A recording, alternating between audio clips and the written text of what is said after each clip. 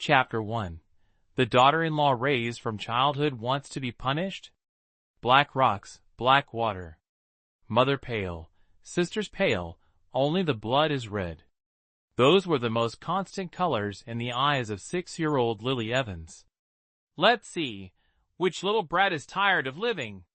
The large, muscular slave owner wore a tight short-sleeved shirt, revealing muscles scarred by swords and the sea breeze. He toyed with a gold-studded leather whip in his hand, his eyes narrowed, reflecting anger on his fleshy, fierce face. The second slave owner, thin with a head full of small braids, followed closely behind, his dry finger pointing at the little mermaids cowering by the pond. "Big brother, it's that brat over there." His words were interrupted as if jolted on a bumpy road, yet no mermaid dared to laugh. Hearing this, the large slave owner approached the pond. He squinted, grabbed a little mermaid girl by the pond, and threw her harshly to the ground. Before Lily Evans could react, a flurry of whip lashes came down. The slave owner's leather whip was coated with fish poison, making wounds difficult to heal, and leaving ugly scars even if they did heal.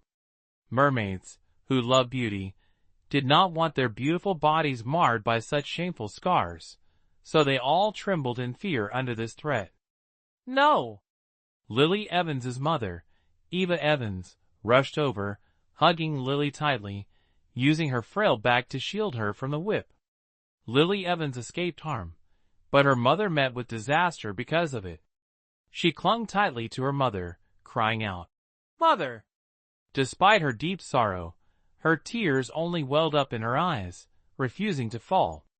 The slave owner sneered, his sharkskin shoes twisting on the ground. He roughly pushed Eva Evans away. The weak mermaid fell to the ground, and before she could stand, a whip lashed beneath her eye. "Ah!" Eva Evans clutched her right eye in pain, blood dripping through her fingers. Tears mixed with blood, turning into pink pearls as they hit the ground. "Please spare the child, please!" Eva Evans, disregarding her pain, released her hand from the wound, crawled on her knees to the slave owner's feet, and clutched his shoes with her pale hands, pleading desperately. Mermaids originally couldn't speak. After being captured, for profit, the slave masters began training them to speak human language as they would train animals. These intelligent creatures quickly learned, and their naturally melodious voices were as pleasant as singing when they spoke. The plea of the mermaid made the slave master thoroughly enjoy himself. He lightly kicked the half-exposed, milky white body of Eva Evans and pointed his whip at Lily Evans, shouting, "Cry for me!" Lily Evans raised her small face. This young, immature mermaid possessed an extraordinarily beautiful face, blending the allure of a mature mermaid with the innocence of a child, a rare beauty. Moreover, having been born and raised on land, her demeanor bore many human traits, unlike other mermaids, who were inherently gentle and shy. Hearing this, she loudly said, "I can't cry." The slave master, hearing this, twitched his eyebrows and raised his whip to strike her. A slave with a head full of small braids, stuttering, hurriedly ran over to stop him. "Boss, boss! Hitting the girl is useless. I, and the third one have tried." The slave master kept mermaids and whipped them to produce pearls. When they aged, their beauty faded, and pearl production decreased, they would be tied up and sold on the black market to the wealthy. Thus, a mermaid who couldn't cry was worthless to him. Can't cry? Then tie her up and sell her at the bound market."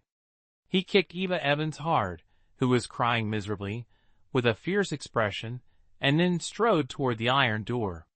The stuttering slave also huffed and scampered after him. The small Lily Evans clung tightly to her mother, wiping the blood off her face, burying her face in her mother's long, soft, but tangled hair, her small chin rubbing as if comforting. Eva Evans stroked her daughter's head, sighing, "Silly child, why don't you cry? You'll be sold." Lily Evans looked up, eyes wide. If I cry, he'll beat me every day to make me cry. The sisters were beaten all the time because they cried. Eva Evans hugged her. You'll still be beaten anyway. Lily Evans blinked mischievously. No way. They change methods every time.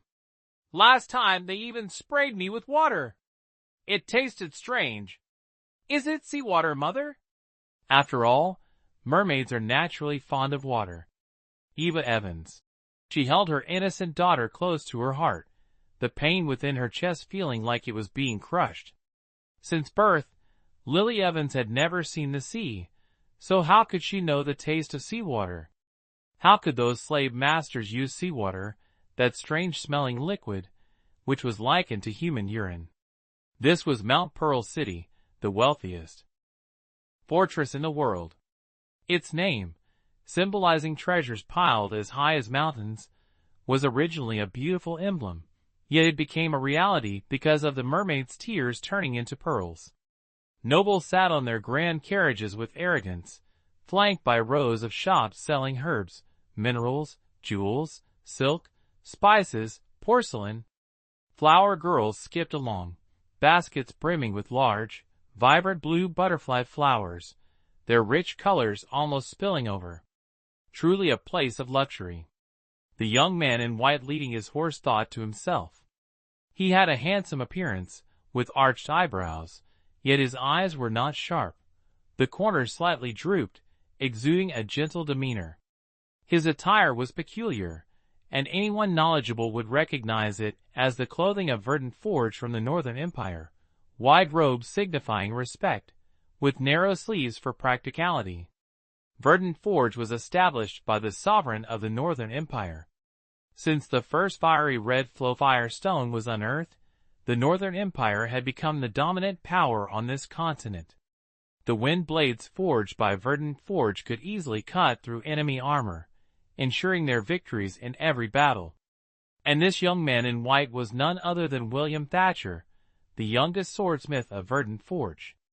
This time, he came to Mount Pearl City to seek rare materials for sword forging. Step right up. A lovely, clean little mermaid here.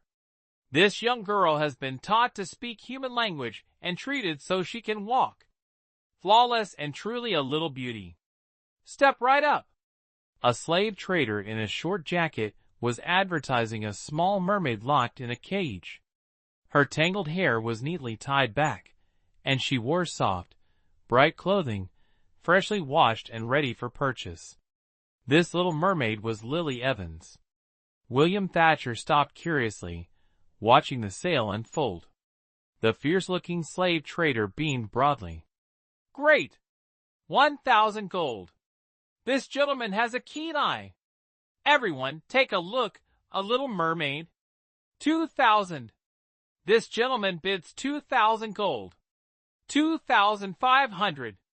Amidst the bustling crowd and bright lights, the little mermaid only widened her eyes, a hint of panic within them, as she faced her uncertain fate, still filled with fear. I bid 5,000.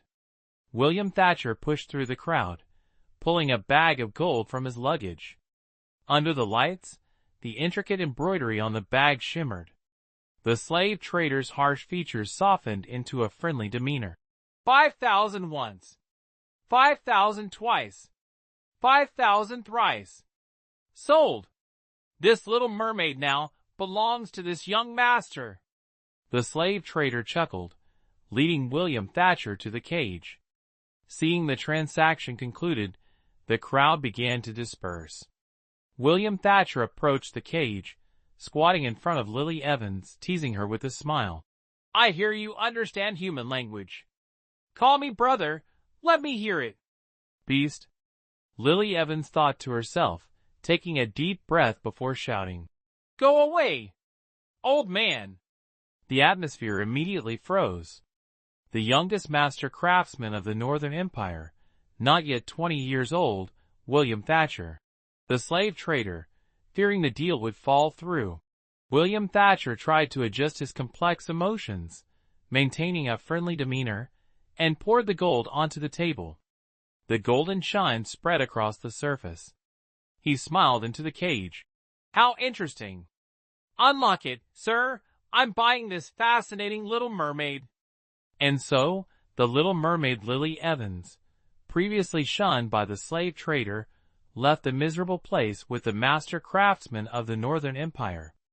The market street reflected the shadows of two figures, one large and one small. Why did you call me an old man? My mother said people who buy mermaids do so to make them their wives. But I'm not old. But you're so much older than me. And yet you want me to be your wife. William Thatcher suppressed a laugh. No, I didn't buy you to be my wife. I bought you to toss you into a frying pan. I wonder what mermaid meat tastes like. What do you think? Should I braise or steam you? Or maybe use you to make dumplings? Lily Evans pouted, torn between marrying this old man and being eaten. She whimpered indignantly, Husband, please don't eat me. Chapter 2, Where to Go. Husband, don't eat me.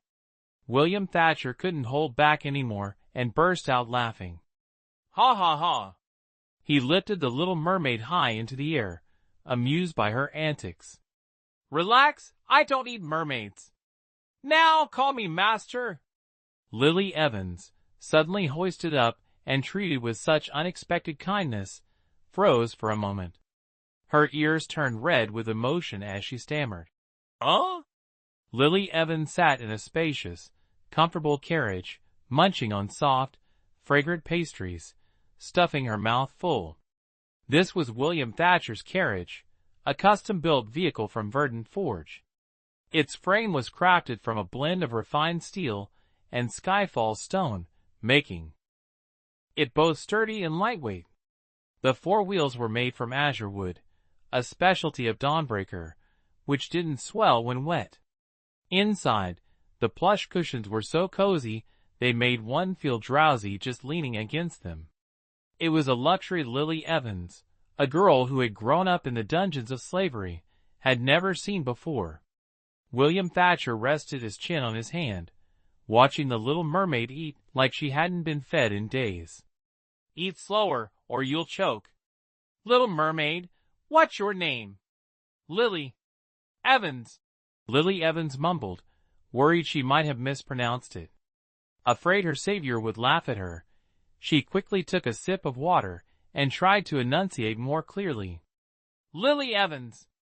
Lily Evans? Does that mean far from home? William Thatcher wiped the crumbs from her face. Lily Evans shook her head.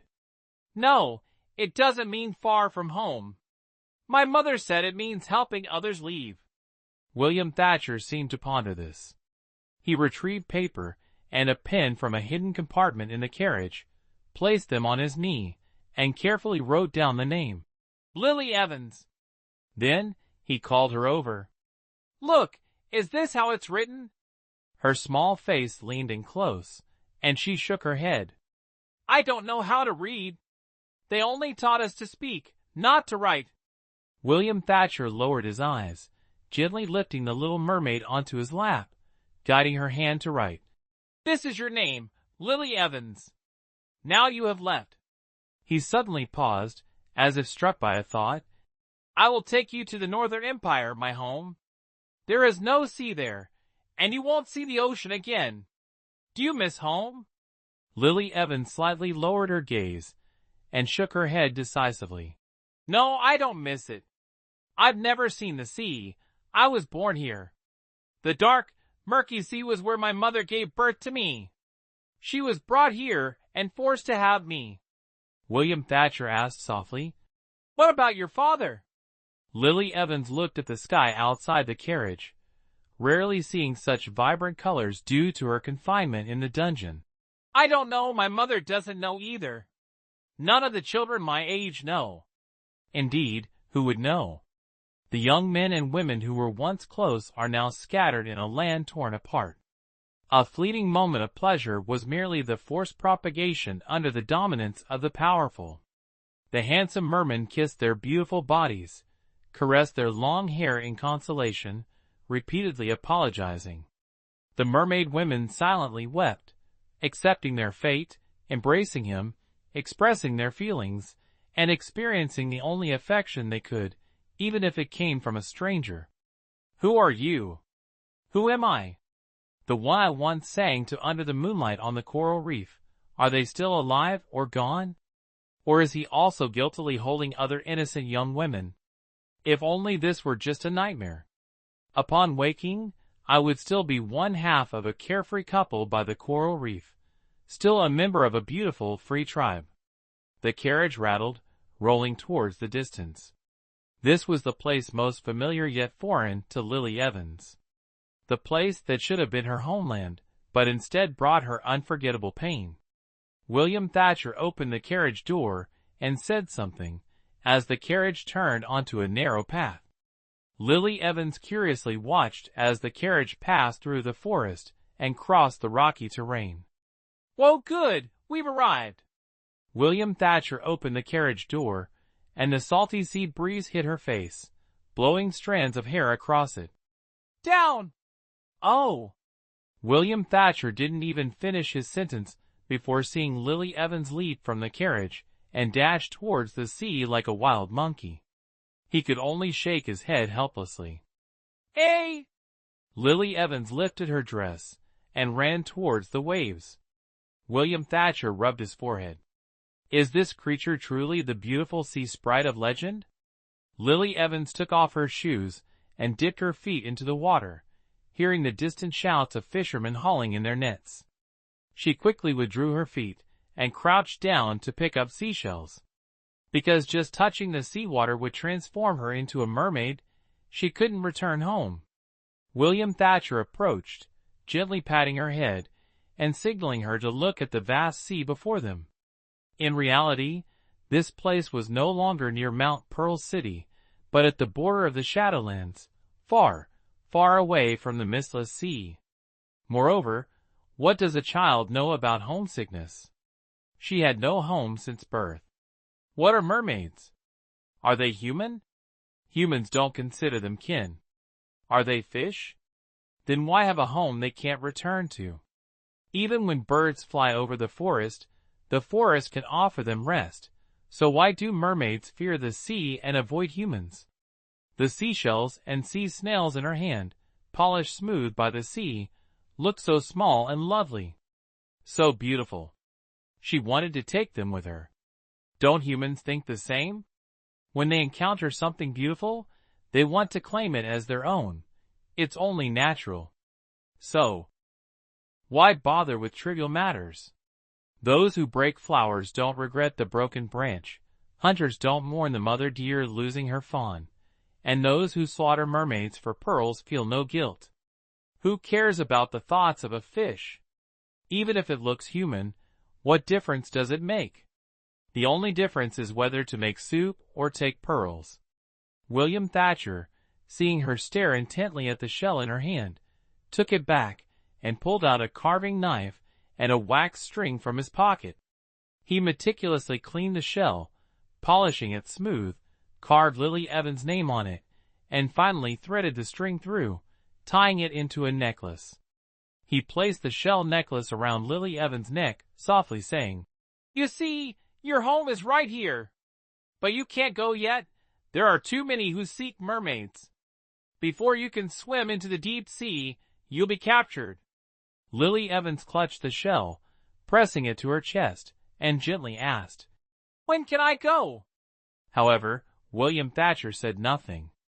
There was a long silence, and just when Lily Evans thought he wouldn't respond, he suddenly spoke. "Wait until humanity awakens from its dream." Wait until humanity awakens from its dream. Decline and prosperity are forever fleeting. Flourishing and decay are unpredictable.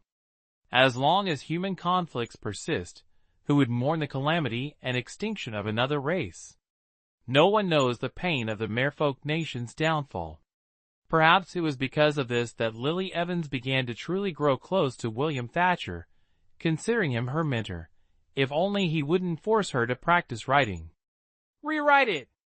William Thatcher, usually so gentle, slammed the paper down in front of Lily Evans. Lily Evans exclaimed loudly. I won't write! I won't write! I'm a mermaid. Why should I write? Besides, I already know how to write. It's too messy, rewrite it. William Thatcher ignored her protests, insisting firmly. What does it matter if it's messy? I haven't even complained about how ugly you humans are, yet you dare criticize my handwriting. Chapter 3 Observing Spirits Reach Tower. No way, my student's handwriting can't be this messy. Rewrite it. Wah, I've misjudged you, William Thatcher. You're in league with the humans. No matter what you say, no tears are falling. It's too fake, now write. The little mermaid, exposed without mercy, begrudgingly picked up the pen to rewrite. The bumpy road was nothing for a young mermaid like her, who had yet to experience the world. Lily Evans was a young mermaid who grew up in a remote village, and she could spend half a day excitedly playing with an ant she found on the way. The long journey to the Northern Empire was merely a lengthy trip for her. Unlike the bustling and glamorous exterior of the Shadowlands, if Shadowlands were compared to a beautiful, dazzling lady skilled in makeup, then the Northern Empire would resemble a dignified, stern old matron. The carriage traveled through dense forest roads until it reached Verdant Forge. Verdant Forge was vast, and from afar one could see its grand, ancient gates standing majestically. William Thatcher carried the little mermaid, who was fast asleep, off the carriage and walked to his front door. He looked at the door, seemingly deep in thought. A string of wind chimes made from seashells appeared on the wooden door. In the yard, a girl of about 11 or 12 was practicing swordsmanship. Although her limbs were petite, she exuded a certain aura. She wore a fiery red outfit, her hair tied up in a high ponytail with bangs partially covering her forehead. Her small face, with its sharp chin and delicate features, clearly marked her as a future beauty. However, she tried to appear serious, arranging her facial features in a mature manner. This was Autumn Bell, the first disciple of William Thatcher, a prime example of someone who acts older than their age. Master! Seeing him enter, she immediately stopped her actions, sheathed her sword, and eagerly ran to open the door. Her face was bright with a smile, but upon seeing the child in William Thatcher's arms, her smile froze, and she became flustered, unsure where to place her hands and feet. She looked at the beautiful, delicate mermaid girl in William Thatcher's arms. With her fair skin that seemed fragile enough to break at a touch, her frail appearance evoking sympathy. With a huff, she showed her displeasure to her master for the first time and ran off. William Thatcher just smiled and shook his head. He found an empty room, surprised to see it was spotless. He gently placed the mermaid girl on the bed and carefully covered her with a blanket. At that moment, the girl seemed to sense something and opened her eyes slightly. Lily Evans clutched the blanket tightly, looking at William Thatcher with eyes full of affection, sniffing slightly, and for the first time, she sweetly called out, "Master, I'm hungry." William Thatcher. At this moment, Autumn Bell was secretly peeking inside, holding a bowl of porridge. She barged in, placing the bowl forcefully on the table. "Humph, eat it yourself," and then dashed out. As she reached the door, she remembered that the mermaid girl didn't know how to use a spoon, so she returned, picked up the bowl, and slammed it back onto the table. "Humph, scoop it yourself." With that, she lifted her head arrogantly and left. Lily Evans, bewildered. William Thatcher, unable to understand what was wrong with his first disciple, was left speechless. That's your senior sister, Autumn Bell. She means no harm. Master. I feel like senior sister seems to like me." The mermaid girl from the countryside used a spoon to scoop porridge, looking up as she spoke. William Thatcher, who was only familiar with mining, twitched at the corner of his eye, confused, and uttered a, "Huh?" William Thatcher paused for a moment, then looked at her seriously. "Lily Evans, You must remember, you are now human, not a mermaid. You must never tell anyone you're a mermaid, not even your senior sister, understand? He crouched down, patted Lily Evans' head, and held her small, soft hand. Come on, from now on you'll stay at Verdant Forge. You need some self-defense skills, so starting today, you'll learn with Autumn Belle. Learn? Her face, which had been flushed from William Thatcher's calloused hand holding hers, suddenly turned pale. Lily Evans clung to the bedpost, trying to refuse.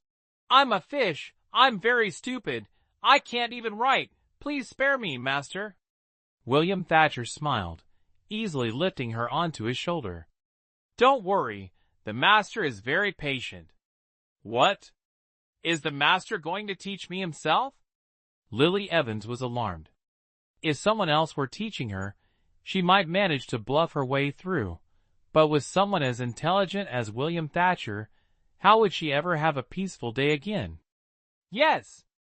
William Thatcher chuckled softly, squinting his eyes, as he carried Lily Evans, who wore a look of despair, out the door and headed straight for his Spirit Reach Tower.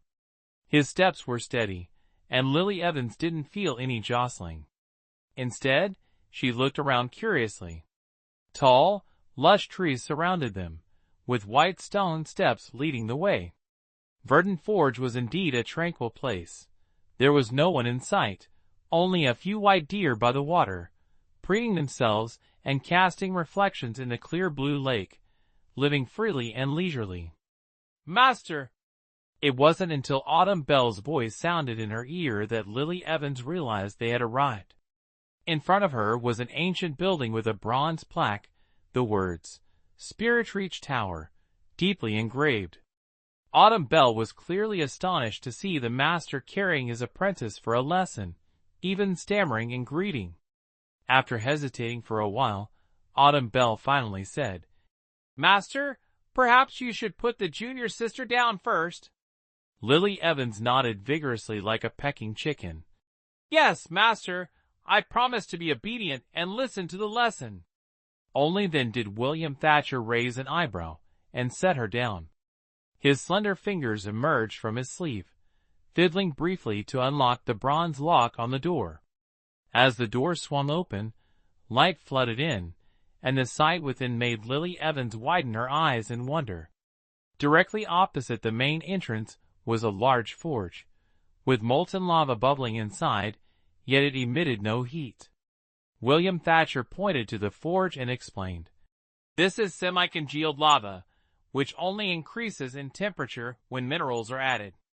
Lily Evans was amazed by this marvel, nodding blankly, then pointed to a vat of white sand on the other side and asked, What about this? It looked like ordinary sand, so why was it here? You can touch it.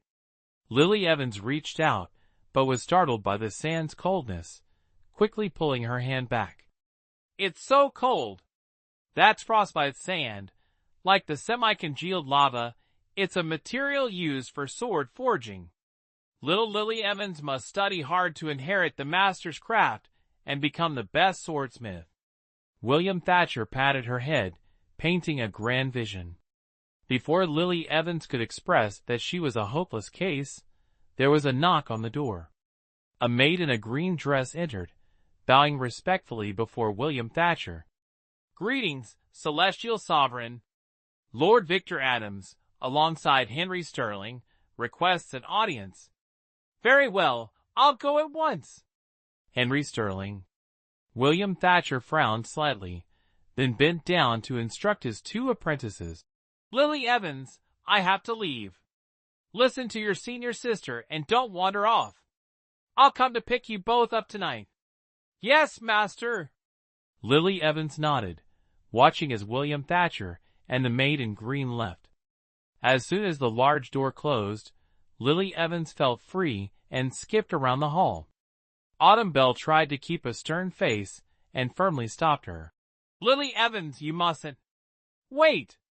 Put that down, you can't drink it.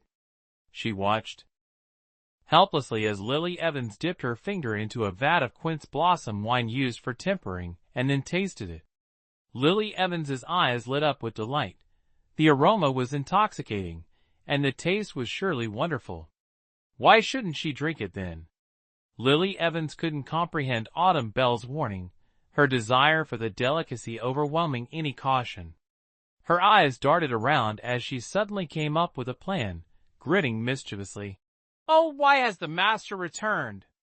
Autumn Bell was startled and rushed to the door to look around. "Where's the master?" "Go check. I just saw a shadow by the window," Lily Evans lied with a straight face. "Oh." Autumn Bell went out to search. "Still can't see." "Ah, Lily Evans locked the door." Her face flushed with anger as she knocked on the Spirit Reach Tower door. That little rascal dared to lock her outside. The senior sister is so naive." Lily Evans clapped her hands, ran to the quince blossom wine jar, and ladled a full scoop of the sweet nectar, gulping it down. Sweet, fragrant, with a very special sensation. Not satisfied, Lily Evans continued to scoop several more ladles, drinking heartily. The rich aroma filled her mouth, but for some reason, her head started to feel dizzy, everything in the room spun, the floor swayed, and her steps felt like walking on clouds. With a thud, Lily Evans leaned against the wine jar, falling into a deep sleep. The villagers, unfamiliar with wine and drunkenness, had no idea how furious the master would be upon returning. Chapter 4. The Guide to Cooking Drunken Fish. The pear blossoms in front of Spirit Reach Tower bloomed white as snow, and a gentle breeze scattered petals onto her hair. The girl in red, carrying an ancient sword, paced angrily back and forth at the door. Her usually mature demeanor now showed a rare anger. A young blacksmith saw from afar, his white robe still, a slight smile on his lips. Autumn Bell, always serious and acting grown-up, looked more lively and true to her teenage self when angry. "Autumn Bell," William Thatcher called from a distance. The girl in red turned around, her lively expression vanishing, replaced by respect. "Master!" William Thatcher approached, finally noticing something amiss, looking around with a frown. "Where's Lily Evans? Why aren't you inside the Spirit Reach Tower instead of wandering out here?" Autumn Bell's composed face showed a hint of grievance. "Master, I was tricked by my junior sister." "Huh?" William Thatcher's eyes widened. "What happened? Tell me." The cause and details were clearly recounted, and the senior disciple lingered outside for a full hour. William Thatcher, both amused and helpless, patted Autumn Bell's head. "You're grown up now, so how could you let Lily Evans, a child not even 10 years old, deceive you?" Autumn Bell's small face flushed, her hair slightly disheveled, and she said without hesitation, "Master, it's because I'm too foolish." William Thatcher sighed quietly. "This foolish child, you're not stupid, just too honest." The master adjusted his white robe and slowly stepped up the stairs, his pale fingers gently tapping on the wooden door. "Lily Evans, stop playing around and open the door." There was silence inside. The fair hand knocked harder. "Lily Evans, master is back. If you don't open the door, I'll be angry." Still, there was no response. William Thatcher's dark eyebrows furrowed as he turned to look at his senior disciple for an answer. Autumn Bell shook her head. "Master, I called many times, but junior sister still won't open the door." "What is going on?" William Thatcher calmed himself to listen for any sounds inside, but heard nothing. The Spirit Reach Tower was eerily quiet, as if no one was inside. His heart pounded with worry, blood boiling with anxiety. In truth, Spirit Reach Tower was not a safe place for a child like Lily Evans. The lava pool lacked a railing. A misstep could plunge her into the sea of fire. The frostbite sand jar was too large and deep for a small child, and falling in would mean facing bone-chilling cold. Not to mention the sharp swords and knives. One careless move could easily cut skin and satisfy their thirst for blood. William Thatcher felt his heart was being dragged through these dangerous scenarios, never at peace. The warmth from Lily Evans' small form seemed to linger on his arm, yet it could quickly turn into a cold corpse. Her mischievous, lively smile seemed right before his eyes, yet it could vanish due to his negligence. His handsome, gentle face gradually turned pale, his heart wrinkled with countless worries. Seeing his master's hand stop knocking, his face growing increasingly grim, and his entire being engulfed in indescribable sorrow, Autumn Belle also began to worry. The anger from being locked outside had long dissipated, replaced by growing concern. Could such a small junior sister be in trouble? Was she not being mischievous, but unconscious, unable to open the door? Master! Autumn Belle finally couldn't hold back, tugging at William Thatcher's sleeve, worriedly suggesting, "Should we break the door?" The two looked at each other and stepped back. A silver light flashed from William Thatcher's sleeve, and the sword's gleam covered the sky like snow. The Lumong sword, thin as a cicada's wing and clear as water, sliced through with a clang, and the brass lock fell. The tall, long-legged swordsmith kicked open the door and rushed inside. This demeanor hardly resembles someone entering their own sword practice room. Instead, it seems like an intruder. It would be quite embarrassing if someone else saw this. But at this moment, William Thatcher had no mind for decorum. He hurriedly ran to the stone platform where the frostbite sand was placed. The fine sand shimmered faintly like jade, but there was no sign of the mischievous little mermaid. Holding his breath, William Thatcher ran to the half-life spring. The stone floor beneath was stained a deep red, with only cold ashes remaining, as if there was nothing inside. He searched everywhere, among rows of sharp, gleaming swords, yet none bore any traces of blood. "Lily Evans, where are you?" William Thatcher called out. His clear voice echoed in the practice room, but only the echo responded. His heart felt suspended, searching everywhere but still finding nothing. Suddenly, William Thatcher stopped, his eyes fixed on the half-life spring. Though the flames had vanished, what if everything had been burned away? Swords melted down, leaving remnants, but no one had ever fallen into that deadly place. If it had turned to ashes. William Thatcher's body trembled, his fingers clenching into fists. Could it be that the child who was just laughing and playfully clinging moments ago had truly? William Thatcher dared not think further. A suffocating feeling overwhelmed him. Suddenly, a voice called from afar, "Master!" William Thatcher saw a glimmer of light in his eyes, but it quickly faded. It was the voice of his senior disciple, Autumn Belle. Autumn Belle must be worried too. He followed the voice, and found his senior disciple standing next to a jar of quince blossom wine, looking bewildered. Autumn Belle pointed at the wine jar. "Master, look!" In a swirl of white robes, William Thatcher lowered his head to look. The amber-colored liquor was crystal clear like a gem, with a small figure floating on top, holding a ladle to scoop the wine. It was none other than the troubled Lily Evans. The petite mermaid smacked her lips, as if reminiscing the sweet taste of the wine, or perhaps she was lost in a beautiful dream, serene and adorable. William Thatcher's heart, previously as tense as a worn-out cloth, finally relaxed, and he breathed a sigh of relief. He had been anxiously searching everywhere, only to find that Lily Evans had drunkenly fallen into the wine barrel and was sound asleep. No wonder she didn't hear the knocking. She must have been dead to the world. With a resigned sigh, William Thatcher ignored his sleeves getting wet with wine and leaned down to lift Lily Evans out. "You really know how to worry people." William Thatcher pinched the little mermaid's cheek in mock anger. The soft sensation made him shiver slightly, and the blacksmith, used to heavy work, had to gently tug at her cheek. But this action served no punitive purpose. Instead, Lily Evans cozily nestled against him, rubbing her cheek against his hand, which hadn't yet withdrawn. Was she acting spoiled? The swordsmith genius suddenly froze. Chapter 5. Drunken mischief. The sky was clear, the breeze gentle, the air filled with a fresh scent of grass, and the aroma of quince blossom wine. As soon as William Thatcher carried Lily Evans out the door, the wind hit her, and she suddenly popped her head up from his embrace.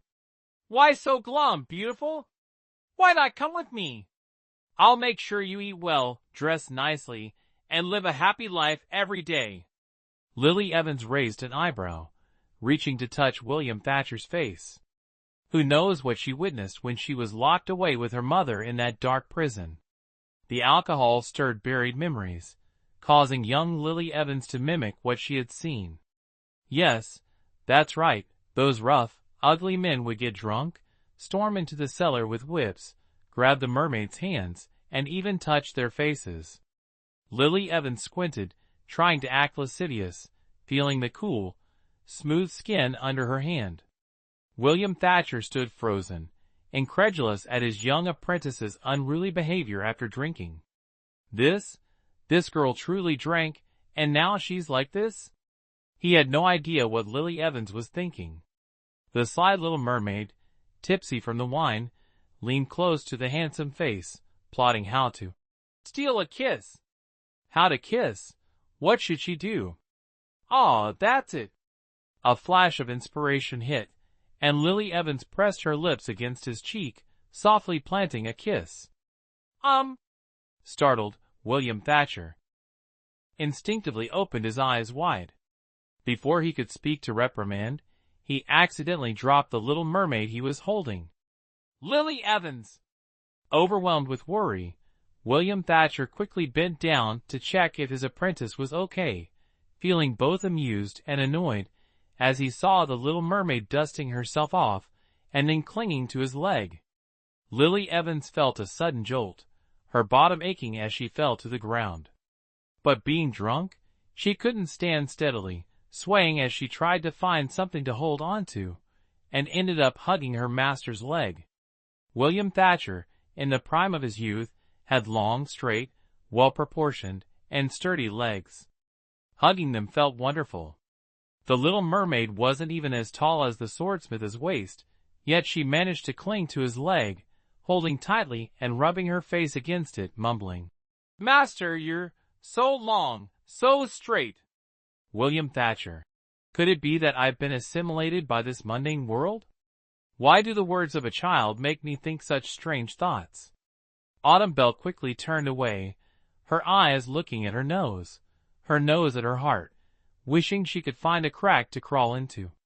With a handsome face slightly flushed, William Thatcher found himself in a dilemma. Should he kick Lily Evans away to prevent her from making a fool of herself, or just pretend the human keychain on his leg didn't exist? In the end, William Thatcher could only sigh deeply, bend down once more to pick up Lily Evans, holding her tightly to prevent her from falling. "Mom, Mom!"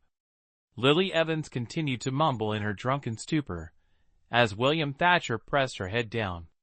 "Be good," William Thatcher tried to say sternly. His white robes draped to the ground, wide sleeves fluttering in the wind, his youthful appearance usually cold, but his demeanor was unusually warm. Such a beautiful scene, ruined by a little drunkard. Autumn Belle stood nearby, trembling as she watched the domineering posture of her little junior sister in William Thatcher's arms. In her heart, William Thatcher had always been a godlike figure, yet now that God was being pulled down to earth. Except for the oblivious, drunken Lily Evans, both William Thatcher and Autumn Belle returned home with stiff faces. Fortunately, the people of Verdant Forge rarely went out, otherwise, his old face would be utterly lost, William Thatcher lamented inwardly. Pushing open the courtyard door, William Thatcher finally breathed a sigh of relief, placing the sleeping Lily Evans down. He lived in a place called Cheonveen, where there were usually no servants except for cleaning, so he wasn't worried about losing face. "Autumn, go make some hangover soup." William Thatcher placed Lily Evans down, and sat at the table to pour himself some tea. "I'll go right away." Autumn Belle nodded in response and left, only to return shortly after, frowning with a hint of embarrassment on her face. "What's wrong?"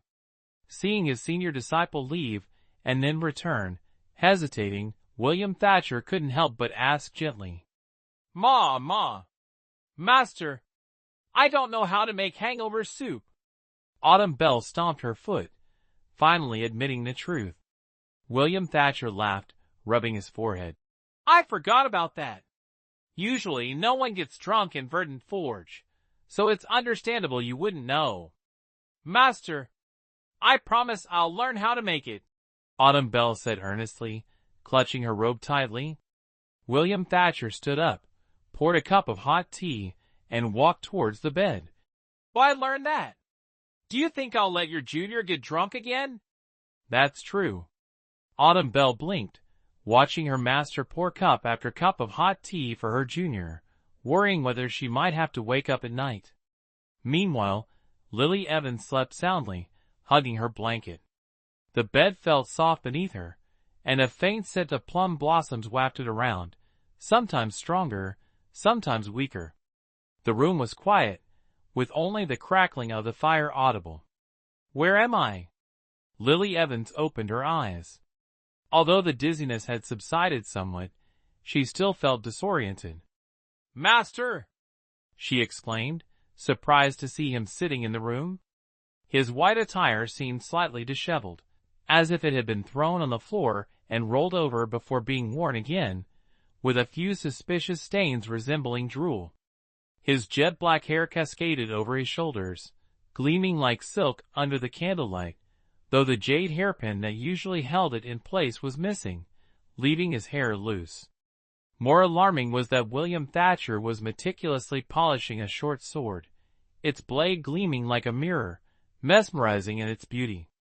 "Little Lily Evans, you're awake?" William Thatcher turned, smiling and raising an eyebrow. Lily Evans gulped, memories of her daytime mischief flooding back, making her shiver.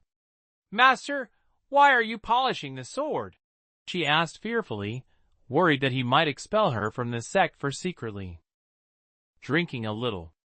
William Thatcher stood up, approaching with the short sword. "Do you remember the trouble you caused today?" Lily Evans felt a chill down her spine, clutching William Thatcher's waist and sobbing. "Master, I won't do it again. Please don't punish me." Seeing her pale face, William Thatcher couldn't help but laugh. "Look at how scared you are." He handed the sword to Lily Evans. "Keep this for protection. From now on, wherever I go, I'll take you with me, so you won't cause trouble at home." Lily Evans grasped the short sword, feeling as if she'd been struck by lightning. Chapter 6. Master's little pendant. The chirping birds early in the morning disturbed Lily Evans' peaceful sleep. Annoyed, she turned over, using her pillow to cover her ears. Unfortunately, the soft pillow could block the birds' songs, but not Autumn Belle's loud voice. "Lily Evans, wake up! The master is about to give a lecture at Cloudspire Academy." But what does the master giving a lecture have to do with me?" Lily Evans's dreamy voice echoed from beneath the pillow. "Of course it matters. Have you forgotten that the master said wherever he goes, he must take you along?" "Oh no, she really did forget about that." Lily Evans quickly sat up, clutching her blanket, her beautiful eyes trying to open wide, her small face scrunched up like a bun. "Senior sister, was the master joking? He's so busy. How could you remember such a thing?" Surely only the senior sister remembers clearly, while the master has probably forgotten long ago. Autumn Belle shook her head seriously. "That's not possible. The master is already waiting at the door." Lily Evans. She quickly dove back under the blanket, rolling around in protest. "I don't know. I don't care. The master said fish have short memories. With just one word, I don't remember anything at all. But junior sister is a mermaid, also a human. After all, she's half human, half fish," Autumn Belle retorted sternly. Lily Evans couldn't argue further, and had to start dressing in the cumbersome attire. Without servants to assist her, Lily Evans had to handle these tasks herself. However, as she was new, she wasn't yet accustomed to this style of clothing, and ended up wearing it awkwardly. Autumn Belle couldn't stand it any longer and stepped in to help her adjust. After some fumbling, they finally finished. Autumn Belle handed Lily Evans a lunchbox, hesitantly saying, "I know you probably can't get up for breakfast, so I made some snacks for you to take along. You can eat with the master on the way." The lunchbox was specially made, lined with iron, and included bits of charcoal to keep it warm. As soon as the lid was opened, a warm aroma wafted out. The plump white plum cakes with red dots looked so enticing that Lily Evans couldn't help but swallow. Touched, she said, "Senior sister, you're so kind to me."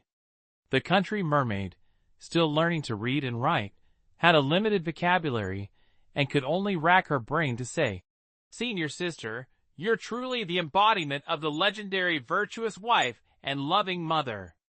Autumn Belle, although the term virtuous wife and loving mother was not used correctly, being praised by her junior sister like that made her very happy. But recalling the master's teachings of dignity and prudence, her smile slightly faded. She nudged her junior sister. "What are you dawdling for? Hurry up and go out." William Thatcher was indeed waiting at the door, with a carriage beside him. Today, he wore a different outfit, a sapphire blue cloak embroidered with intricate patterns of birds and beasts, and the collar featured auspicious bird and beast designs, with long tassels attached to the hem. Inside, he still wore a white outfit, but with more starry patterns. The wide belt accentuated his tall, slender figure, and his usually loose black hair was now neatly tied with a jade hairpin. He stood slightly turned, his face not clearly visible, but his silhouette exuded an ethereal grace, like an immortal descending to earth. Lily Evans was mesmerized, reaching out to tug at his robe. "Master!" William Thatcher turned around, the celestial figure seemingly transformed into a mortal. He tilted his head, his eyes gentle. "What's the matter?" As he asked, he lifted Lily Evans into the carriage, instructing the driver to set off. Looking at William Thatcher's handsome, elegant face, Lily Evans said, "Master, actually, you're a mermaid too, aren't you?" A cold hand quickly covered her mouth. "Shoo! Haven't I told you, from now on, you're human, don't mention the word mermaid anymore." William Thatcher's face showed a hint of tension, glancing at the driver outside to ensure he hadn't heard before releasing his hand. Lily Evans realized she had spoken too loudly and leaned closer to William Thatcher, whispering, "I heard mermaids are all very beautiful. My mother and the sisters around me are too. And master, you're very beautiful. So you're a mermaid too, right?" Her soft voice was incredibly clear, her breath lightly brushing his ear like a feather. Yet her words were both amusing and exasperating. Mermaids are indeed beautiful, but not all beautiful people are mermaids. The world is vast, filled with many wonders. William Thatcher paused, fearing his explanation might be too complex for his young disciple to understand, so he gave an example. For instance, the most beautiful woman in the Northern Empire, she is as beautiful as a mermaid, but she is not a mermaid. "Oh!" Lily Evans pretended to understand and sat back in her seat. It was still early as they left, the carriage moving along the long street, the sounds of bustling people already audible. Verdant Forge was located in Riverford, the capital of the Northern Empire. Cloudspire Academy, where William Thatcher came to lecture, was also here, though it was situated on the outskirts of the capital. Since realizing the benefits that weapons could bring, the monarch of the Northern Empire had ordered a substantial investment to build Verdant Forge, recruiting the best blacksmiths in the world. Countless mastersmiths came, crafting the silver-winged war chariots that could dominate battlefields, water maidens for irrigation, and many rare and precious weapons and swords for the Northern Empire. Among them, The most famous across the world was the Big Dipper 7 of the Northern Empire. William Thatcher was the celestial sovereign. The other 6 were Celestial Seer, Celestial Healer, Quentin Quinn, Jade Walker, Kyle Young, and David Grant. These 7 renowned master-smiths were all required to impart their knowledge at Cloudspire Academy, established by the Northern Empire. Cloudspire Academy gathered talents from across the world, and was also where the Northern Empire nurtured its future talents. Here, students not only learned astronomy, geography, mathematics, and general knowledge, but also underwent the rigorous training of the Big Dipper 7. Lily Evans was eagerly listening to William Thatcher talk about Cloudspire Academy when suddenly the carriage tilted and then stopped. Had they arrived? She stood up, intending to jump out of the carriage, but William Thatcher stopped her. The naive mermaid blinked. "Master, didn't you say I should follow you?" William Thatcher coughed lightly and explained, "Today I'm going to class. You stay in the carriage and wait for me to return." Waiting in the carriage? How boring! Lily Evans tugged on her master's sleeve, pleading, "Master, can we negotiate a little? I'll wait outside the carriage. I promise not to wander off." William Thatcher hesitated slightly, then replied, "All right, but don't go far from the carriage." Success! Lily Evans jumped out of the carriage, reluctantly watching William Thatcher's figure disappear. "Come back soon, master." Sigh, waiting alone is so boring. The carriage stopped not far from Cloudspire Academy, surrounded by white stones and identical rows of trees. Lily Evans squatted beside the carriage, with nothing to do but count the ants. As time passed tediously, a shrill voice suddenly rang out. "Hey, isn't that Brother William Thatcher's carriage? Where did that skinny little monkey come from?" Chapter 7. Leaving no escape for the green tea. As the morning passed, the sun rose higher, and the sunlight began to blaze. The voice of the other person was shrill, and their words were far from pleasant.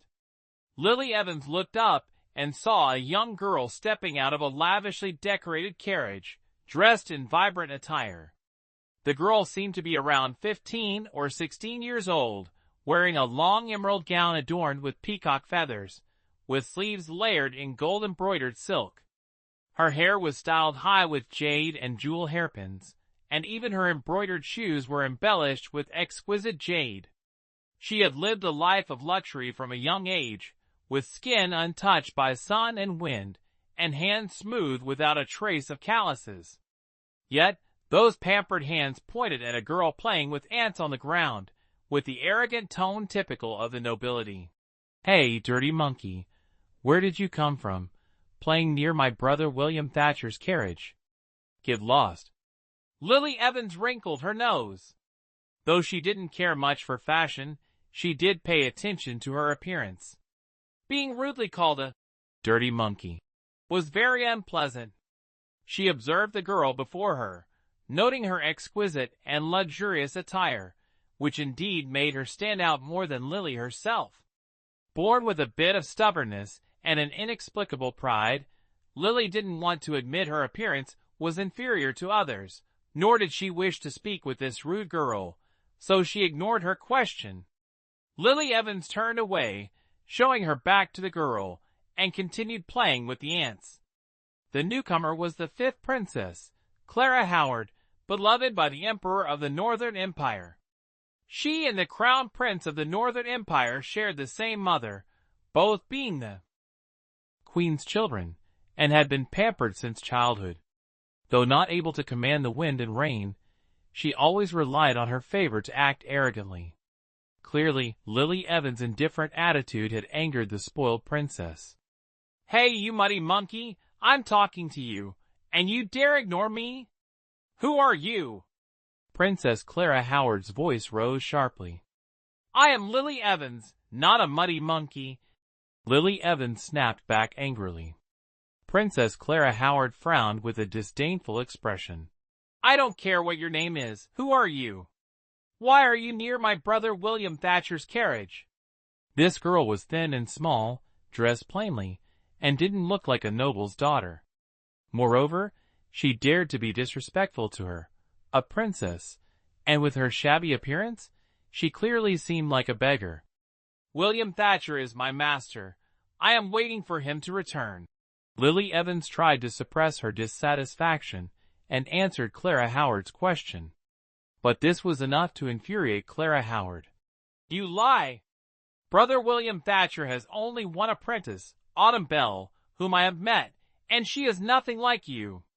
Lily Evans sniffed, stood up, and said, "I'm not lying to you. Autumn Bell is my senior sister. I am the new apprentice my master has accepted." Clara Howard's eyes widened in disbelief. Stepping back several paces, supported by her maid, she muttered, "Brother William Thatcher clearly rejected my request to be his apprentice, saying he wouldn't take any more disciples. How could he accept?" The flames of envy at being denied what she desired flared intensely, turning into a rage directed at the girl occupying the apprentice position of William Thatcher. The haughty princess smoothed her flowing sleeves, lifted her chin slightly, and stepped closer. Lily Evans' delicate fingers lifted her chin, her small chin barely filling the palm of her hand, yet the slightly sharp nails caused a stinging pain. As expected, a distinct red mark appeared on the little mermaid's small face from the pinch, but her eyes showed no fear, staring directly at the noblewoman opposite her. Clara Howard suddenly sneered, her tone disdainful. "Ugly, weak, nothing special. Why would Brother William Thatcher choose you?" "Indeed? Why did the master choose me?" Lily Evans' gaze momentarily froze, her vague memories taking her back to the bustling fair, the bright lights of Mount Pearl City. The crowd was like ants, noisy and clamorous, and she was like an expensive commodity then, curled up in a cage, waiting for someone to bid. The bidding voices echoed, the brilliant gold bought her remaining life, and he was dressed in white, cloaked in pure moonlight, extraordinarily handsome. Lily Evans murmured softly, "William Thatcher in Mount Pearl City bought me as his wife." "What?" Clara Howard heard her clearly, incredulously reaching to clean her ears. "What? What did you just say?" "William Thatcher bought her as a wife?" Lily Evans was about to repeat herself when Clara Howard waved her hand to stop her. She clutched her chest, feeling as if she might choke to death, looking at the petite girl in front of her, finding her increasingly unpleasant to the eye. "Look at you, so skinny, your face has no flesh, glaring at whom with those big eyes, looking like a starving ghost reborn. You're not worthy to be near Brother William Thatcher." Lily Evans rubbed her face, also getting angry, put her hands on her hips, and glared back. "How dare you rudely comment on others' appearances like that?" Moreover, she wasn't ugly, just young and not fully grown yet. She was from the renowned beautiful mermaid tribe. How could she be ugly? Princess Clara Howard wouldn't let this little rival talk back to her, pointing her slender finger straight at Lily Evans' nose, starting to criticize her from head to toe. "I mean you, country bumpkin, short and skinny, ugly. You. Lily Evans spun around in anger, lifted her neck, but still lacked any imposing presence, so she picked up a stone to stand on, matching Clara Howard's height. "Only you are beautiful, with your gaudy makeup, you shameless hussy. You dare insult me." Clara Howard glared angrily, disregarding the maid beside her, who advised her to maintain decorum, and pushed Lily Evans hard on the shoulder.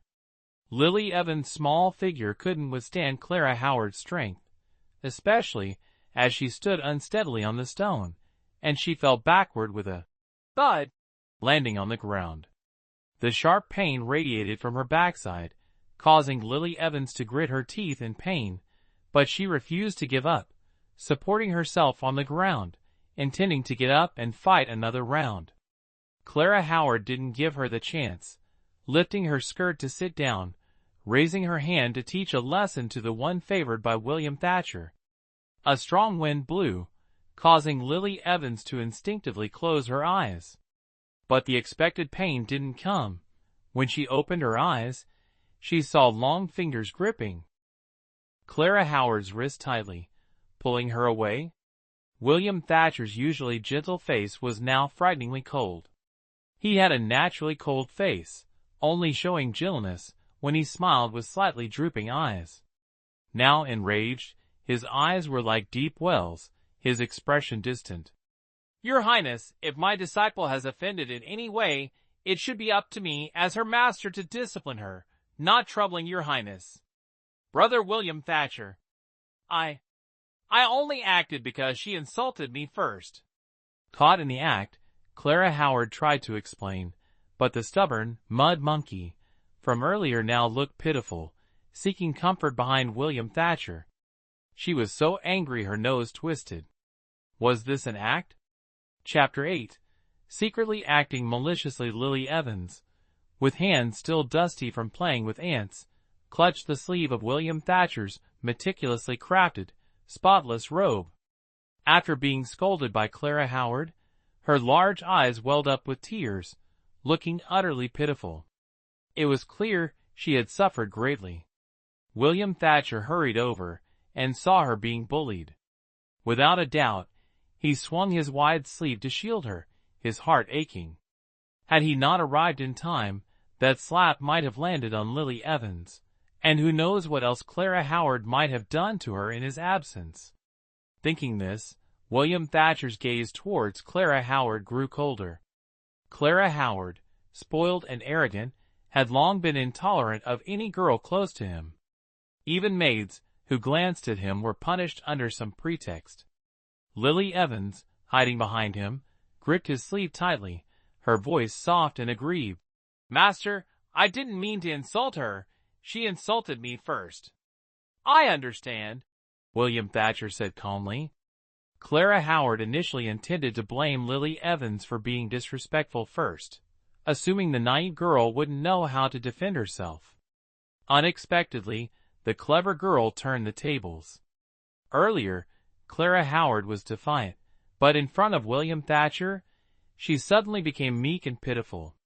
And William Thatcher seemed to be taken in by this act, just as the Empress had said, men love to protect the weak. This mud monkey is truly cunning.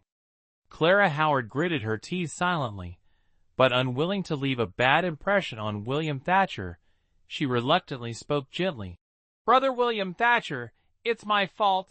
Please don't be angry with me. I was just momentarily upset. Can't I apologize to her?" "All right." William Thatcher's gaze shifted slightly, agreeing. "All right?" Clara Howard wished she could bite her tongue. She had only said that to calm William Thatcher, not expecting him to take it seriously.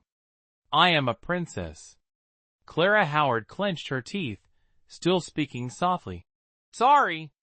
Only then did William Thatcher's expression soften. "Your Highness is too kind. I must take my disciple back now. Please excuse us." With that, he led Lily Evans back to the carriage, not sparing Clara Howard another glance. The horse-drawn carriage rolled away, gradually disappearing from sight. This left Clara Howard, who had painstakingly prepared her appearance, stamping her foot in anger. She had gone to great lengths to find out that William Thatcher would be here today, intending to create an opportunity to meet him, but her efforts were all in vain. All because of that pesky little girl. She silently harbored resentment in her heart. In the carriage, William Thatcher was checking to see if Lily Evans was injured anywhere else. His slender fingers turned her gently. "Where does it hurt?" "My bottom," Lily Evans replied honestly. William Thatcher's hand immediately paused, bewildered. "Did Princess Clara Howard actually hit you on the bottom?" Clara Howard is a princess after all. Surely she wouldn't do such a thing? Lily Evans covered her bottom, somewhat embarrassed. "She just gave me a little push and I fell on my own." William Thatcher recalled the scene, thought of the footstool, and seemed to understand his young apprentice's thoughts. He couldn't help but find it both amusing and exasperating. "You may lose the battle, but not the war. You're quite clever." Master, You know about my argument with Clara Howard. Lily Evans shrank back. William Thatcher raised an eyebrow. You dare to admit it, huh? I bet you caused quite a scene when I wasn't around. Why did your fiery spirit deflate as soon as I arrived? The incident had passed, and knowing Lily Evans' nature, he could easily figure it out with a little thought. I don't know either. Lily Evans found it strange. I wasn't scared or upset, but the moment you arrived, my eyes started to sting. Hearing this, William Thatcher gently patted her head. How could he not understand what was happening? Lily Evans was still just a child. No matter how strong she seemed, being near someone she relied on would naturally bring out her vulnerability. Lily Evans inadvertently stumbled upon a very effective method. It seemed that when she acted vulnerable and weak, even her master's voice became gentler. What kind of principle is this? It seems very useful. The little mermaid, lively and clever, rolled her eyes continuously. William Thatcher noticed and gave her a light tap on the head. What are you thinking? You almost laughed out loud. Lily Evans quickly hid the secret she had just discovered. Nothing, master, we're here. She hopped off the carriage in a few quick strides and dashed into the house. Her lively figure was like a wild cat chasing butterflies, running swiftly, as if she was born with legs instead of a fish tail. William Thatcher watched her, frowning. Is this girl really the famous mermaid known throughout Jeojo for her elegant and beautiful appearance? Did I get tricked into buying a fake? In the royal palace, the luxurious horse-drawn carriage slowly came to a stop, and Princess Clara Howard, adorned in gold and jewels, angrily returned to the palace. Your Highness, your Highness! The maid called out, chasing after her, but still couldn't catch up. Don't bother me! Clara Howard returned to her room in frustration, smashing all the valuable furniture and luxurious porcelain items. So annoying, all because of that wench, making me lose face in front of William Thatcher, my brother. Clara Howard's hair was disheveled, and a golden hairpin fell to the ground with her violent movements. A wrinkled hand picked up the hairpin and placed it on the table, speaking in a gentle voice. Who dares to anger our noble Princess Clara Howard? The speaker was an older woman, appearing to be in her 40s, with graying hair but still maintaining a dignified appearance. Mama Mary Howard. Clara Howard threw herself into her nursemaid's arms, recounting the events of the day. It infuriates me. Why does that ugly girl get to be the disciple of Brother William Thatcher, while he refuses to take me? What does that ugly girl have that I don't? Clara Howard said angrily. William Thatcher took Autumn Bell as a disciple because she was the daughter of a deceased old friend of his. But who is this girl anyway? Mama Mary Howard gently patted Clara Howard's back, a mysterious smile on her face. Why should our princess suffer such grievances? If the princess doesn't like it, just get rid of her. Clara Howard looked up. I would love to, but that girl is Brother William Thatcher's disciple. Today I had a conflict with her, and Brother William Thatcher saw it. If anything happens to her, Brother William Thatcher will surely suspect me first. Mama Mary Howard smoothed Clara Howard's hair. Silly girl, getting rid of someone doesn't necessarily mean killing them. What do you mean, Mama? Clara Howard eagerly asked. If this child suddenly disappears, who can the celestial sovereign blame? The kindly face retained its smile, but now exuded a sinister aura. If the princess trusts me, leave it to me to handle. All right. Chapter 9. The Trafficker. Another dull morning. Yawning and half asleep, Lily Evans held the package of pastries her senior sister gave her, lazily following her master outside. Then, as usual, she squatted beside the carriage, absent-mindedly waiting. Today was particularly boring. Even the coachman had nodded off to sleep at some point. Without the fussy princess to argue with for entertainment, the boredom only grew more intense. Lily Evans sighed deeply, poking the ground with a stick. Suddenly, a shadow appeared.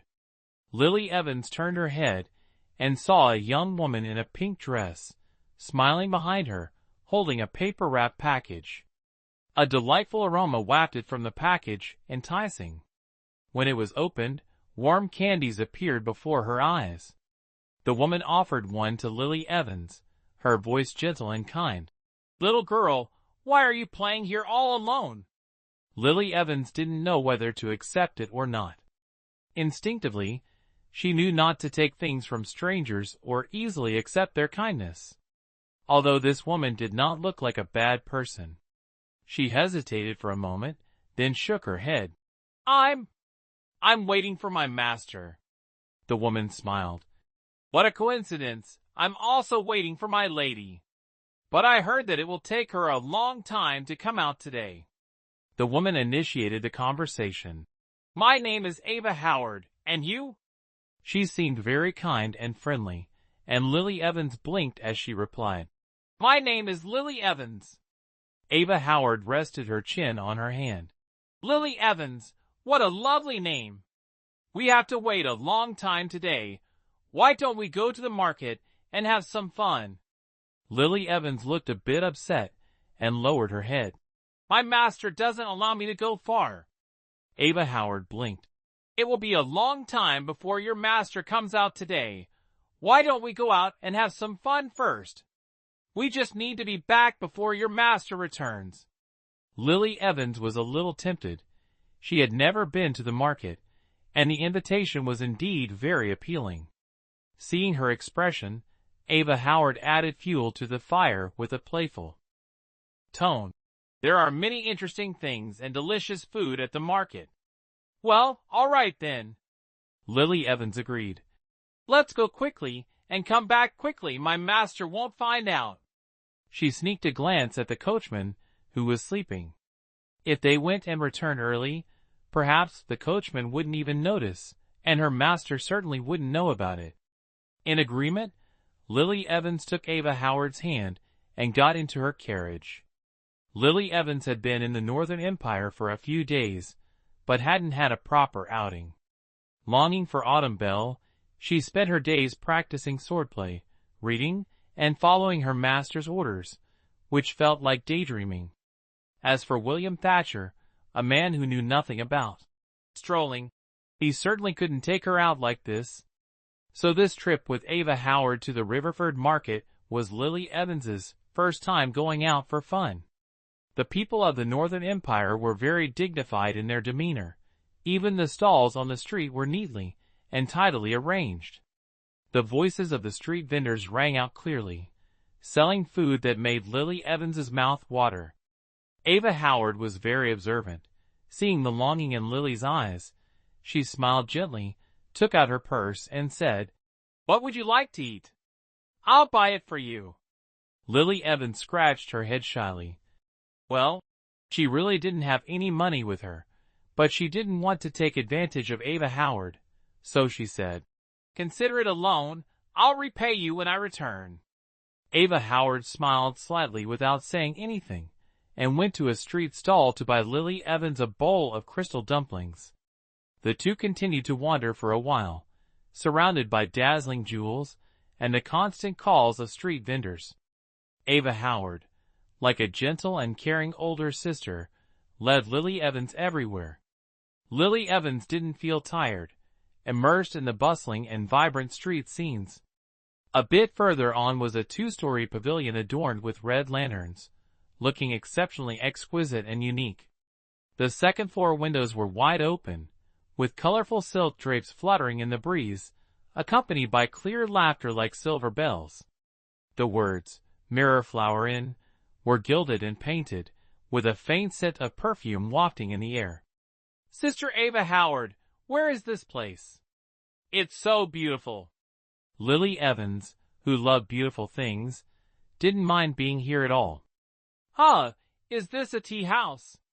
Ava Howard's eyes flickered, but she continued walking without pause. Passing through a corridor adorned with screens and flowers, they arrived at the main hall. In the center was a circular stage with soft, mystical red silk drapes. Tables and chairs surrounded it closely like scattered stars, and graceful girls moved among the guests, serving tea. On stage, a woman in a red dress sang softly, her face hidden behind a fan. The lyrics were indistinct, but the melody was melodious and enchanting. Cheers and laughter filled the air, making the place incredibly lively. Lily Evans stopped to watch, surprised when Ava Howard pulled her towards the back courtyard. She tilted her head, a bit confused. "Sister Ava Howard, aren't we here to watch the performance and drink tea?" Ava Howard's smile remained gentle, her voice soothing. "Yes, but I need to settle the bill first." "Huh? Is this how it's done here?" Lily Evans thought she was just inexperienced. After all, she was a naive mermaid, unfamiliar with the world. Perhaps the Northern Empire had a custom of paying before sitting down. She followed Ava Howard to the back courtyard, watching her converse with a plump woman. The woman was draped in fine silk and brocade, as if trying to turn herself into a walking jewelry display. Her lips always held a smile, and her eyes occasionally glanced at Lily Evans with a calculating look. Standing beside them, Lily Evans felt very uneasy. Something about the scene felt strange, and the scrutinizing gaze of the plump woman seemed ominous. Finally, when Ava Howard and the woman exchanged hand signals, Lily Evans' pupils suddenly contracted.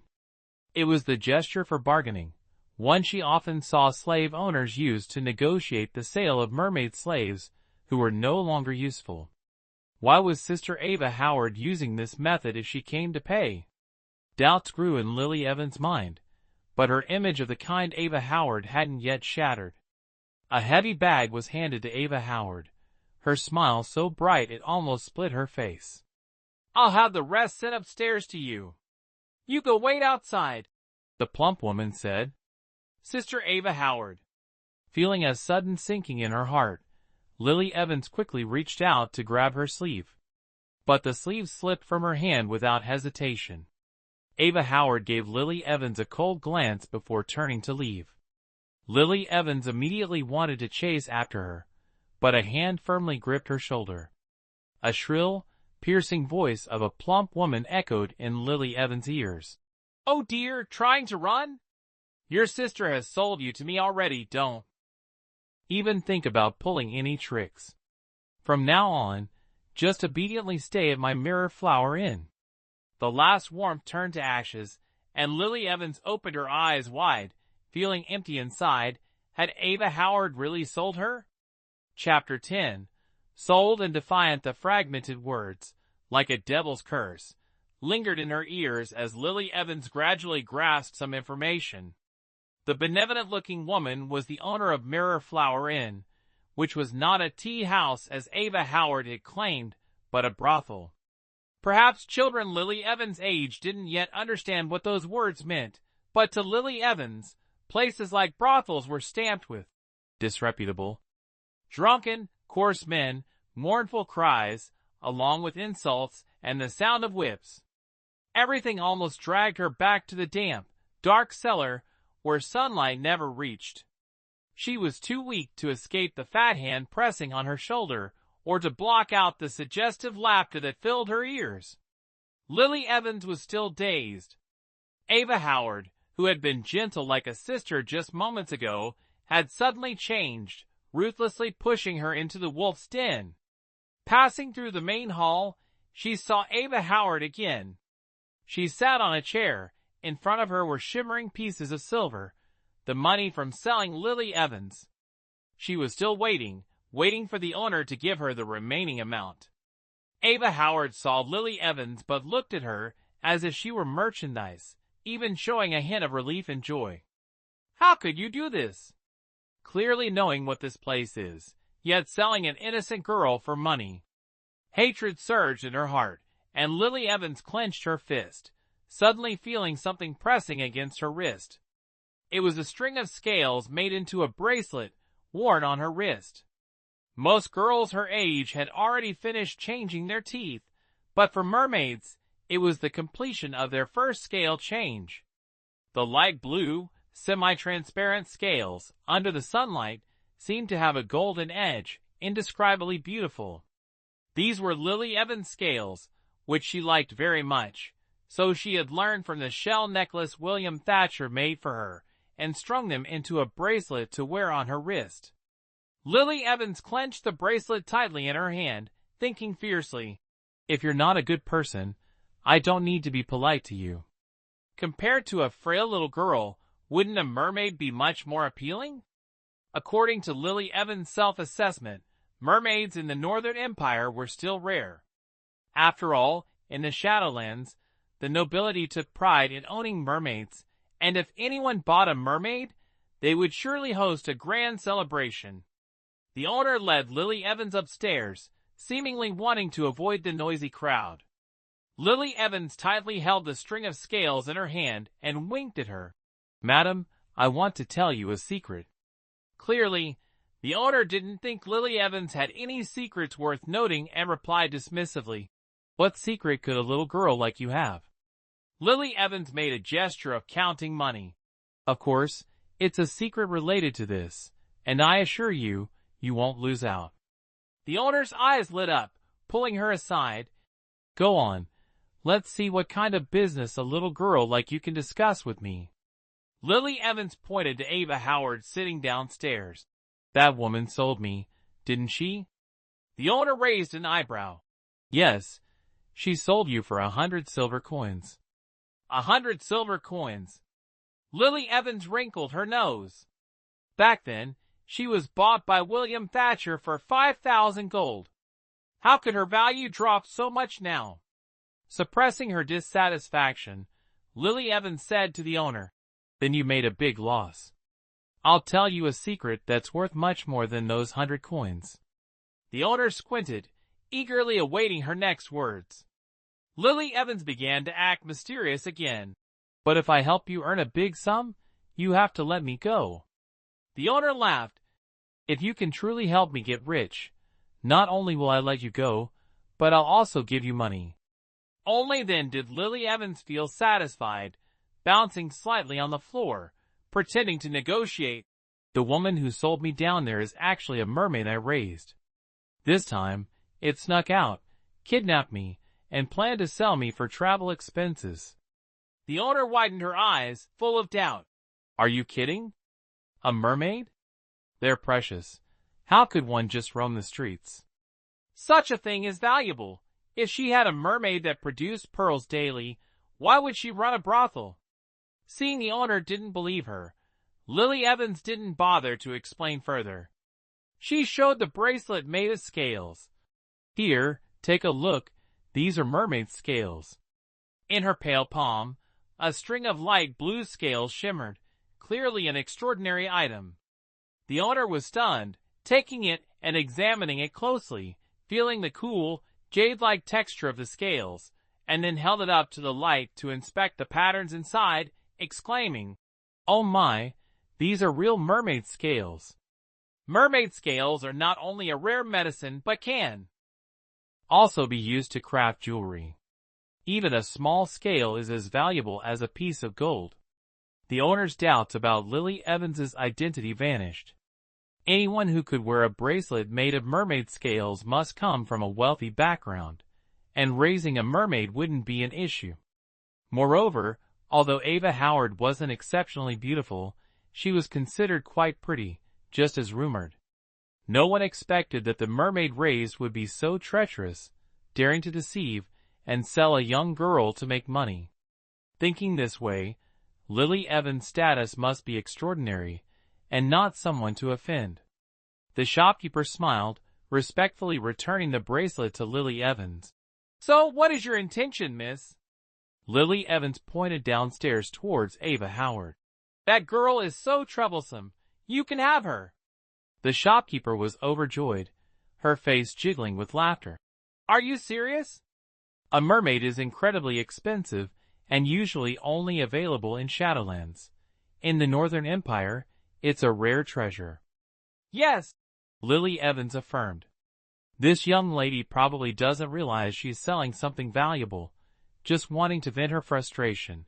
so the price she asks for might not be much. The shopkeeper secretly rejoiced at her luck and quickly asked, "So, miss, how do you intend to sell this mermaid?" Lily Evans, still upset about the 100 silver, thought to herself, "So, in your eyes, I'm only worth 100 silver, then you're not worth much more." She stomped her foot and said, "100 silver will do." The shopkeeper quickly replied, "All right, I'll bring the silver to you immediately." She was secretly delighted, thinking she'd found a fool, a mermaid for just 100 silver. Lily Evans was promptly invited to a luxurious seat, and soon someone brought her tea and snacks as she leisurely sat on the second floor watching the performances below. Meanwhile, Ava Howard, who was smugly counting money, suddenly faced trouble. Out of nowhere, four strong men appeared shouting, "It's her!" Then two of them grabbed her from either side, pulling her out of her seat. "Who are you?" "Let me go!" Ava Howard struggled and shouted for help. But such scenes were all too familiar at Mirrorflower Inn, and her cries for help were like drops in the ocean. Lily Evans, sitting cross-legged on the second floor, munching on sunflower seeds, thought to herself, "You nasty woman dared to bully me. Do you think I'm easy to push around?" Chapter 11. Infiltrating Mirrorflower. In the weather today was beautiful, with a gentle breeze.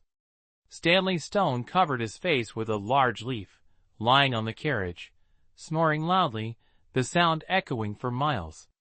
Suddenly, his pleasant dream was interrupted as Stanley Stone felt someone shaking him.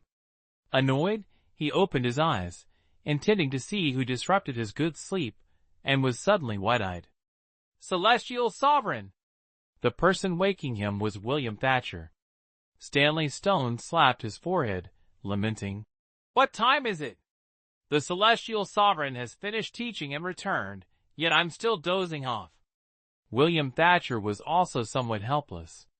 He returned but couldn't find Lily Evans, intending to ask Stanley Stone, only to find him sleeping soundly. "Where is Lily Evans?" he asked. Stanley Stone hurriedly paid his respects and jumped out of the car, looking around but seeing no sign of the girl in the yellow dress. He called out, "Lily Evans, come back! Celestial Sovereign has returned." The leaves rustled, and only the sound of the wind could be heard. There was no reply from Lily Evans. "Where could she have gone?" Stanley Stone turned back, looking apologetic.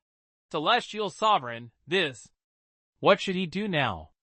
He had dozed off for a moment and lost track of her. William Thatcher frowned. "Perhaps Lily Evans wandered off somewhere. Let's try to find her." Stanley Stone nodded. "Yes, Celestial Sovereign, don't worry too much." As he was advising William Thatcher not to be troubled, a clear voice called out from afar, "William Thatcher, brother." Clara Howard, in a splendid pink gown with jewels adorning her hair, enhancing her radiant beauty, had clearly taken great care with her appearance. She hurriedly stepped down from the carriage, her face full of a sweet smile. "Brother William Thatcher, you've worked hard today. Clara Howard knows of a newly opened tavern. Shall we go check it out?" She spoke cheerfully, as if the conflict from yesterday had never happened. William Thatcher, still thinking about Lily Evans, gently declined. "I have matters to attend to today, and cannot accompany your highness. I hope for your understanding." Clara Howard was persistent. What could be so important?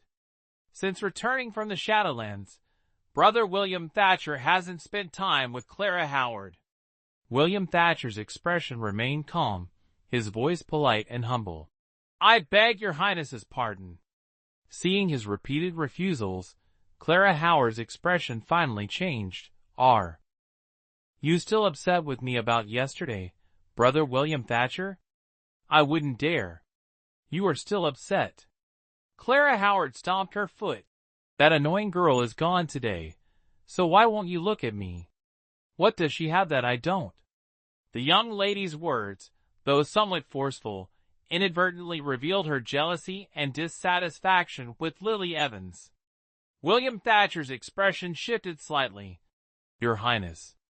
He initially intended to apologize to Clara Howard, explaining that he was merely concerned for Lily Evans's safety, but he realized something was amiss. From the beginning to the end, he had never mentioned Lily Evans's disappearance to Clara Howard. So how did she know? Could it be that Lily Evans hadn't simply wandered off, but was somehow connected to Clara Howard? Thinking of this, William Thatcher stared intently at the haughty princess and slowly asked, How does your Highness know about Lily Evans's disappearance? Could this matter be related to you?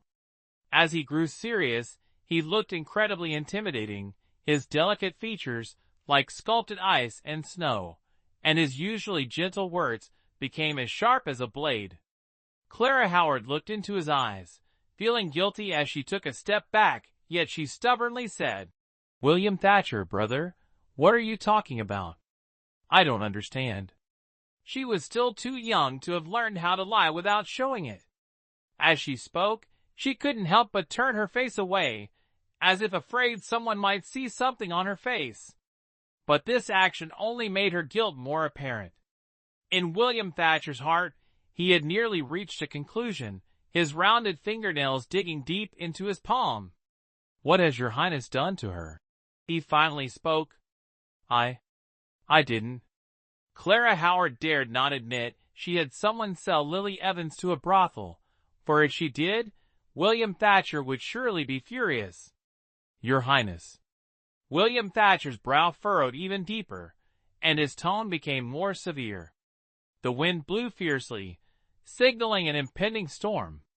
Clara Howard shivered involuntarily.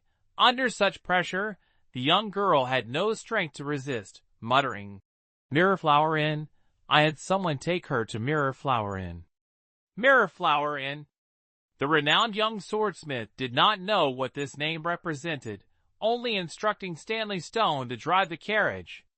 The simple jade-green carriage sped away. Clara Howard clasped her hands tightly in front of her chest, vaguely feeling more distant from her brother William Thatcher. The well-trained horses pulled the carriage through bustling streets, but William Thatcher inside had no interest in the scenery. Carriages from Verdant Forge were specially made, with the insignia of a large bronze cauldron on the shaft. To commoners, Verdant Forge was a sacred and unfamiliar place, and the majestic horses pulling the carriage attracted countless curious gazes along the way. Some people paused their work, others stood to watch the carriage's path, their eyes glued to it, eager to see where it was headed. Until the dust finally settled in front of Mirrorflower Inn. The onlookers were speechless. Heavens, had the officials of Verdant Forge fallen so low? In broad daylight, disregarding their reputation, daring to go straight to a brothel? Astonished eyes turned towards the carriage, even more shocked when they saw who stepped out. The exceptionally handsome young man wore white, with a green cloak, his long black hair tied neatly with a jade crown. He was the youngest Northern Empire's celestial sovereign, and the most talented swordsmith of all time. At this moment, those with experience recognized him, yet could not look away. On the other hand, for the celestial sovereign to visit Mirrorflower Inn, wasn't it beneath him? In the end, all the maidens at Mirrorflower Inn combined couldn't compare to even a corner of her garment. William Thatcher seemed oblivious to this. As soon as the carriage stopped, he hurried into Mirrorflower Inn. The young man in white, with a green cloak, appeared as if he was there to cause trouble, easily drawing gasps of surprise from everyone. The shy maidens, though unaware of his purpose, covered their faces with handkerchiefs, fans, or teacups, yet couldn't help but steal glances at him. Some bold girl even pretended to accidentally fall towards him. Ah! She exclaimed. William Thatcher blushed and stepped back as if facing a great enemy, ignoring the girl sprawled on the ground. My apologies, he stammered. The overwhelming scent of makeup and the vague singing made him even more flustered. Could Lily Evans have been brought here? William Thatcher frowned, realizing this was clearly not a proper place, and Lily Evans was still just a child. If she had indeed been brought here, It would be extremely dangerous. Suddenly, a murmur of conversation reached his ears. Have you heard? The owner supposedly bought a mermaid. What? That's a rare find. Chapter 12, Confiscated. Silver the words, mermaid, echoed in his ears, and William Thatcher felt as if an ancient bell was ringing continuously in his head, leaving him dazed. A mermaid? Could Lily Evans's identity have been discovered? The word mermaid was truly enchanting. It symbolized wealth, glory, prospects, something that people coveted. But in the eyes of the Northern Empire, mermaids were not people. They were pets, money-making tools, at most, a precious commodity. If Lily Evans's identity was exposed, she would have no way out. Thinking of this, William Thatcher's face turned pale. Turning around, his white garments fluttered like crashing waves. The handsome and refined young man bowed his head and asked, "Is the mermaid you mentioned real?" William Thatcher frowned, the melancholy etched more deeply on his thick eyebrows, his long hair falling down with a faint scent of plum blossom.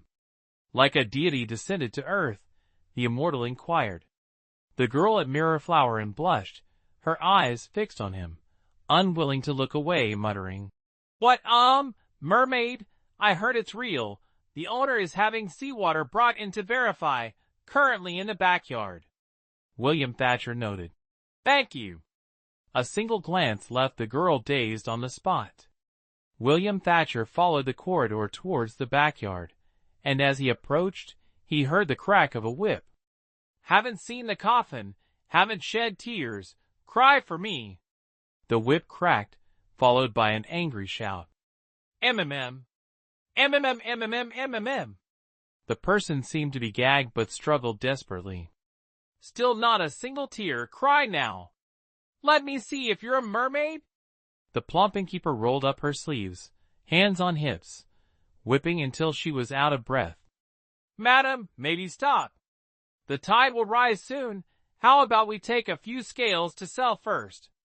A servant beside her advised. "I don't believe in superstition. Cry for me." The innkeeper pushed the servant aside, and the whip cracked again. The sound of the whip cutting through the air echoed, making William Thatcher's heart tighten. Years ago, Lily Evans was sold into the black market as a child because she couldn't cry.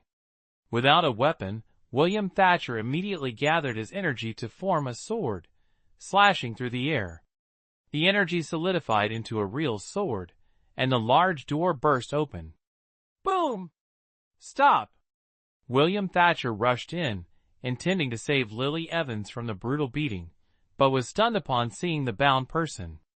It was a strange woman, not Lily Evans.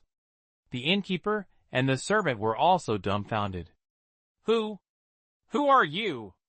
The bound woman struggled desperately, spitting out the rag in her mouth, her face tearful and dirty like a tabby cat. "Celestial Sovereign, save me!" William Thatcher's expression became serious. "Who are you? Do you know me?" The woman tied up and beaten like a demon was Ava Howard. She served beside Princess Clara Howard, so of course, she knew Celestial Sovereign William Thatcher.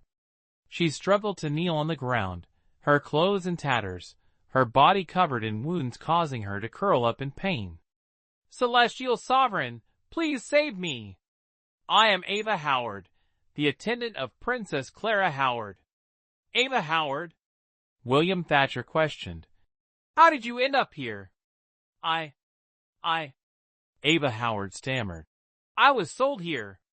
William Thatcher barely had time to ask more before the owner shrieked. "You can't leave. I spent 100 taels of silver to buy you. If you leave, won't my money be wasted?" Hearing this, William Thatcher's face darkened. He had guessed part of the situation, but still had doubts in his mind. "Where's Lily Evans?" William Thatcher asked Ava Howard, who lay pathetically on the ground. Ava Howard was both angry and furious. She found herself in this predicament because of Lily Evans. Who would have thought such a small maid could be so cunning, convincing the owner to betray her? She was smugly waiting on the first floor to receive the rest of the money when she was dragged here. They insisted she was a demon, not allowing her to explain before tying her up. If Celestial Sovereign hadn't arrived in time, she might have been beaten further. Despite her resentment towards Lily Evans, Ava Howard couldn't reveal the truth. So she remained silent. "Ha ha ha, you villain! Why aren't you speaking anymore?" A clear voice rang out. This familiar voice made William Thatcher turn around joyfully. Lily Evans, with her arms full of snacks and her mouth chewing, still found time to defend him.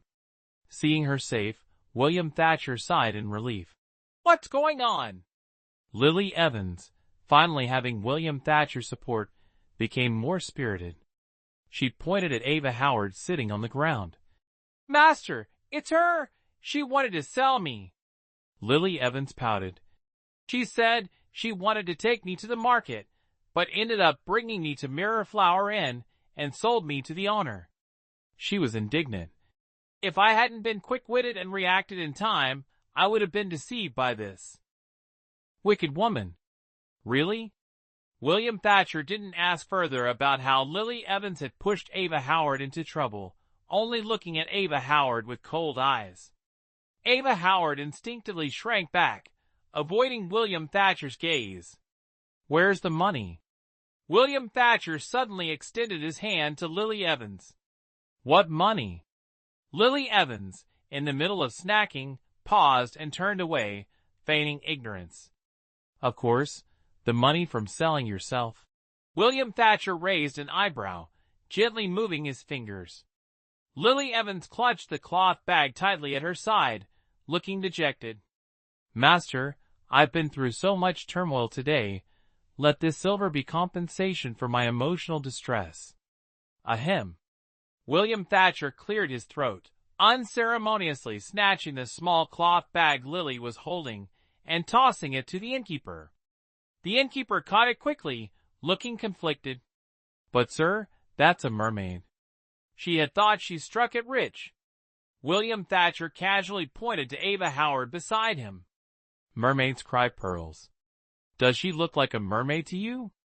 Ava Howard, with tears and snot streaming down her face, clearly did not shed pearls. The innkeeper was stunned, reluctantly allowing Ava Howard to leave. Lily Evans jumped up, anxious and sweating. "Master, you can't do this, it's mine." William Thatcher hoisted her onto his shoulder. "I told you to wait obediently, yet you sneaked out to play and almost got sold. I haven't even settled accounts with you yet." Lily Evans struggled on his shoulder. "But I resolved the danger myself." William Thatcher chuckled softly, carrying her through the hallway. The exalted immortal appeared again, carrying a little girl on his shoulder, who was struggling and showing her displeasure, leaving the ladies at Mirror Flower and staring in amazement. "It seems leaving you alone outside is still not an option," William Thatcher said nonchalantly. "Master, what do you mean?" Lily Evans was secretly pleased, stopping her struggle. "Well, prepare to take the entrance exam for Cloud Spire Academy tomorrow." "An exam? Cloud Spire Academy?" Lily Evans wailed. "No need, master." Chapter 13. The exam that wants fish to die, but no matter how much Lily Evans expressed her opposition to entering Cloud Spire Academy, the decision was final. Lily Evans put on a pained expression. "Master, do I really have to go to Cloud Spire Academy?" William Thatcher, quietly reading, turned a page. "Yes." The handsome man under the lamp, dressed in white like a dream. Unfortunately, in Lily Evans' eyes, the elegant and leisurely handsome man now seemed like a demon.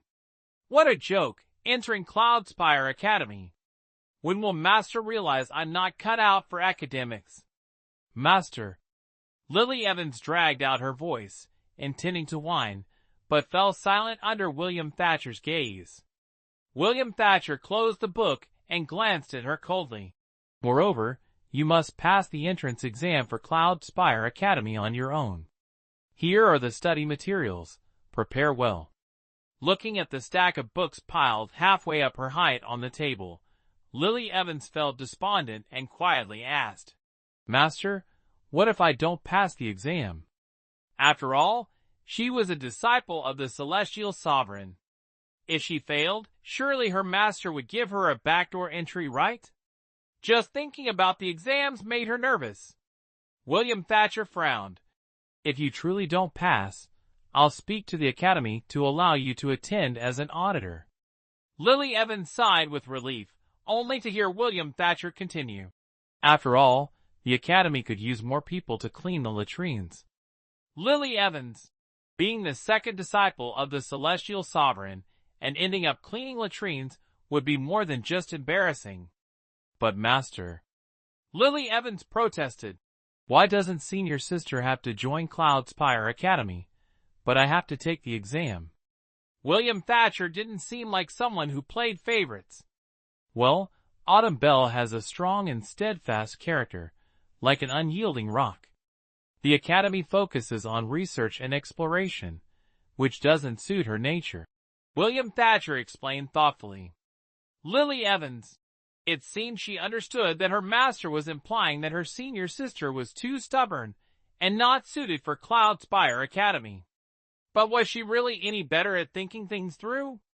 Lily Evans mumbled, "Master, I'm not that smart either. Maybe I should study at home with senior sister?" Just then, there was a knock on the door, and a young woman in red entered with tea and snacks. It was Autumn Bell. William Thatcher slowly said, "Your senior sister is here now. Let her tell you what she does every day." Autumn Bell felt the eager gaze of her little junior sister fixed on her, making her uncomfortable. But since it was the master's request, she had to speak seriously. "Every day, I wake up at the cat hour, practice swordsmanship 1,000 times in the yard, strike wooden stakes 3,000 times, memorize the heavenly treasure canon, and identify 100 types of herbs and minerals." Oh my goodness! Is this what living is supposed to be like? Striking wooden stakes 3,000 times is like being a woodpecker. Lily Evans wanted to cry. She was just a lazy fish from the deep sea, not a woodpecker. What her senior sister did every day seemed like torture to her. After Autumn Bell finished, William Thatcher's gaze, though calm, seemed to hold a hint of amusement as he gently looked at Lily Evans. "So, do you still want to train with your senior sister?" Lily Evans jumped up, clutching the book on the table. "I'm off to study for the Cloudspire Academy entrance exam." Watching her hurriedly retreating figure, William Thatcher's gaze became contemplative. People often say mermaids are meek and resigned to their fate, but Lily Evans is rather quick-witted and intelligent. Perhaps humans have been too shallow, not truly understanding this beautiful and mysterious race of mermaids. Autumn Bell, as usual, stood by William Thatcher's side. Suddenly, he noticed William swirling the teacup in his hand and slowly saying, "Autumn Bell, if Lily Evans asks you to help her cheat on the exam, you must not assist her. That girl, Lily Evans, though smart, is lazy and surely won't prepare her studies. She knows asking me is pointless, so she might turn to you for tricks. My eldest disciple is tough on the outside but soft on the inside. If that girl Lily Evans acts coy, you'll surely give in." "Yes." Autumn Bell always obeyed his orders. In the courtyard, wisteria bloomed, clusters of pale purple flowers lazily basking in the afternoon sun. A small window, propped open by a stick, revealed a glimpse inside. A small study desk was piled with books. A gentle breeze blew through, causing a few wisteria petals to fall onto the inkstone, and flipping a few pages of a complicated book. At the desk, a young girl was buried in her books, her soft hair, usually obediently draped over her shoulders, now playfully fluttering in the breeze. Her turquoise dress clung to her legs, the hem gently swaying like ripples on water. Azure phoenix stone, produced in the Sunrise Mountains, blue in color, with feather-like patterns, along with celestial stone. Lily Evans muttered repeatedly but still couldn't remember which were azure phoenix stone could combine with to create a glowing object at night. Despairingly, she reached out, resting her face on the table, lamenting, "There's so much! When will I ever learn it all?" The entrance exam for Cloud Spire Academy was approaching, and she had only covered less than a third of the books, not to mention forgetting what she had already learned. Lily Evans thought dejectedly, indeed, a mermaid is a fish, and fish have poor memories. How could she possibly remember so much? A flash of insight struck her. Her master was the celestial sovereign, and he also taught at Cloud Spire Academy. Surely he would know what the exam would ask. Lily Evans' eyes lit up, her spirits lifted. But then, she slumped down again. Her master was such a gentleman, he definitely wouldn't tell her. Wait, Lily Evans suddenly had an idea. Though her master wouldn't tell her, her senior sister had been by his side for so long, surely she would know. Thinking of this, Lily Evans couldn't help but giggle. Today the sky was clear and blue, with no clouds in sight. In the courtyard, a girl in a red dress was sweating profusely, diligently practicing her woodpecker routine, continuously pecking at a wooden post. Tap, tap, tap. Tap, tap, tap, tap, tap. Lily Evans twitched her mouth. Her master's comment about her senior sister was indeed accurate. She was truly stubborn. Clearing her throat, Lily Evans called out in her sweetest voice, "Senior sister, take a break. I brought you some sweet water." The girl in the red dress sheathed her sword and stood up straight, not at all recognizing the saying. Unwarranted kindness is either deceit or theft. Her face showed comfort as she realized her junior sister had grown up, taking the cup of sweet water from the tray in Lily Evans' hands. Sword sparring was truly exhausting, and she drank it all in one go. Lily Evans watched as the white porcelain cup was placed back on the tray, smiling slyly. "Senior sister, you've been with the master for so long, you must know what the selection exam for Cloud Spire Academy tests, right?" Chapter 14. The blood-burning rhinoceros. Suddenly, a thunderous coughing fit echoed through the small courtyard. Autumn Belle had barely swallowed her sip of sweet water when she heard Lily Evans ask that. Ah, the master truly has divine foresight. The junior sister indeed came to find me. Thinking of the master's instructions, Autumn Belle tried to maintain a stern expression, though her face was still flushed from coughing, and said, "Junior sister, cheating is wrong." Lily Evans pouted, clinging to her arm and shaking it back and forth. "I know.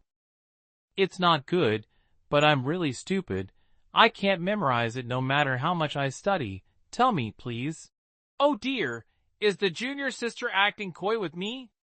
The arm that had been sore from sword practice now felt miraculously as if it were resting on a cloud, incredibly comfortable under Lily Evans' swaying.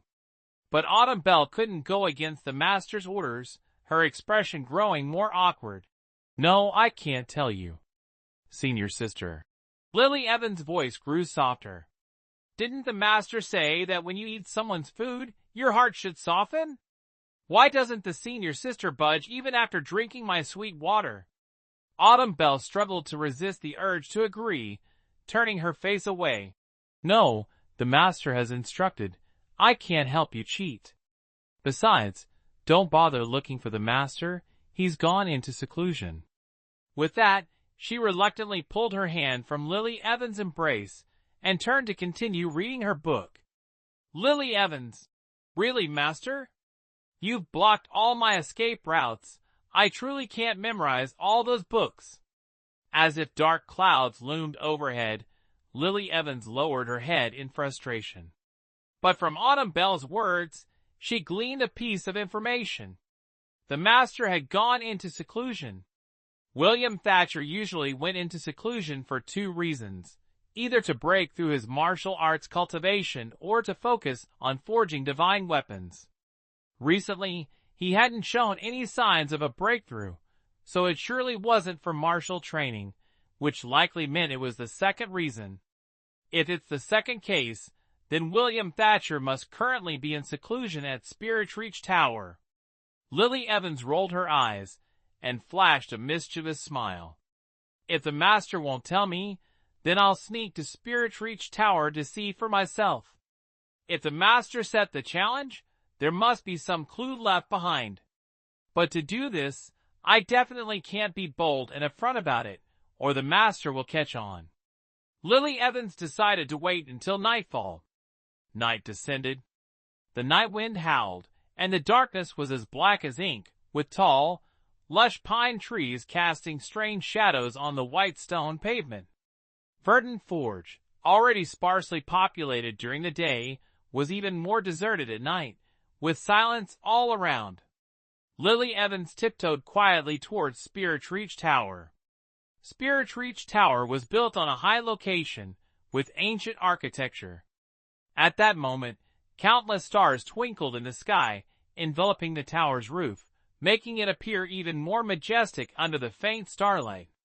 Since the door lock was broken while rescuing Lily Evans and never repaired, the main door of Spirit Reach Tower remained unfixed.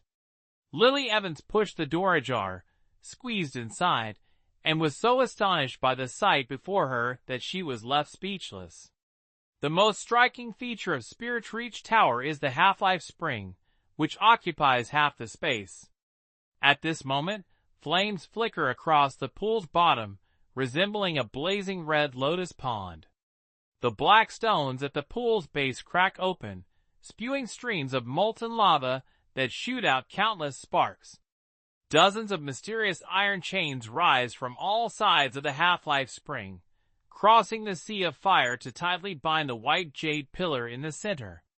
Within the pillar lies a mold, into which glowing red molten iron is poured, pooling in the jade grooves and gradually forming its initial shape. The fiery red contrasts sharply with the pure white, like freshly formed veins on an arm. The molten iron surges with life, akin to blood pulsing vigorously through a limb. At some unknown point, the dome of Spirit Reach Tower has opened wide, allowing starlight and moonlight to pour in. The surrounding air swirls as if bestowing spiritual energy upon the soon-to-be-born divine weapon. The light dances, and the ore particles and iron filings seem to come alive, each tiny glowing speck rising from the copper cauldron to partake in this grand feast. And William Thatcher is the host of this feast. The usually gentle young man now bears a solemn, sacred expression, fully immersed in the ritual. His white robe, embroidered with celestial patterns, is rolled up at the sleeves, his hair gently sways under a loosely fastened jade crown. Eyes closed, his long lashes rest calmly, his countenance serene as jade. Golden runes rise from beneath his feet, swirling around his body before converging in his palm. William Thatcher extends his right hand, fingers forming a blade, slowly etching a mark in the air. This act seems incredibly difficult, as if he is cutting through layers of formidable waves rather than mere air. This is the naming. Is this truly sword forging? Lily Evans stands almost rooted to the spot, her gaze fixed on William Thatcher, her thoughts swirling like turbulent waves. They call him the Celestial Sovereign, the most brilliant young swordsmith of the Northern Empire. Indeed, a genius. This method of sword forging transcends the mundane, resembling a harmonious union between heaven and man. Lily Evans recalls her childhood, when her mother told her that in Merciless Sea, where they lived, an annual grand ceremony was held on the 9th day of June to pray and offer sacrifices to the heavens. Under the blue sky and sea, beautiful mermaids would leap from the water, singing melodious songs and holding lanterns made from seashells to guide the migrating fish home. They would gather together, swimming in various curves, creating shimmering trails like pearls. Lily Evans lay in her mother's arms, captivated by the story. It must be a scene of unparalleled beauty to please the heavens. And William Thatcher's sword-forging ceremony is just as beautiful. Perhaps only such people can be favored by the heavens, willing to let divine weapons descend through their hands. At this moment, William Thatcher had completed the second stroke of naming.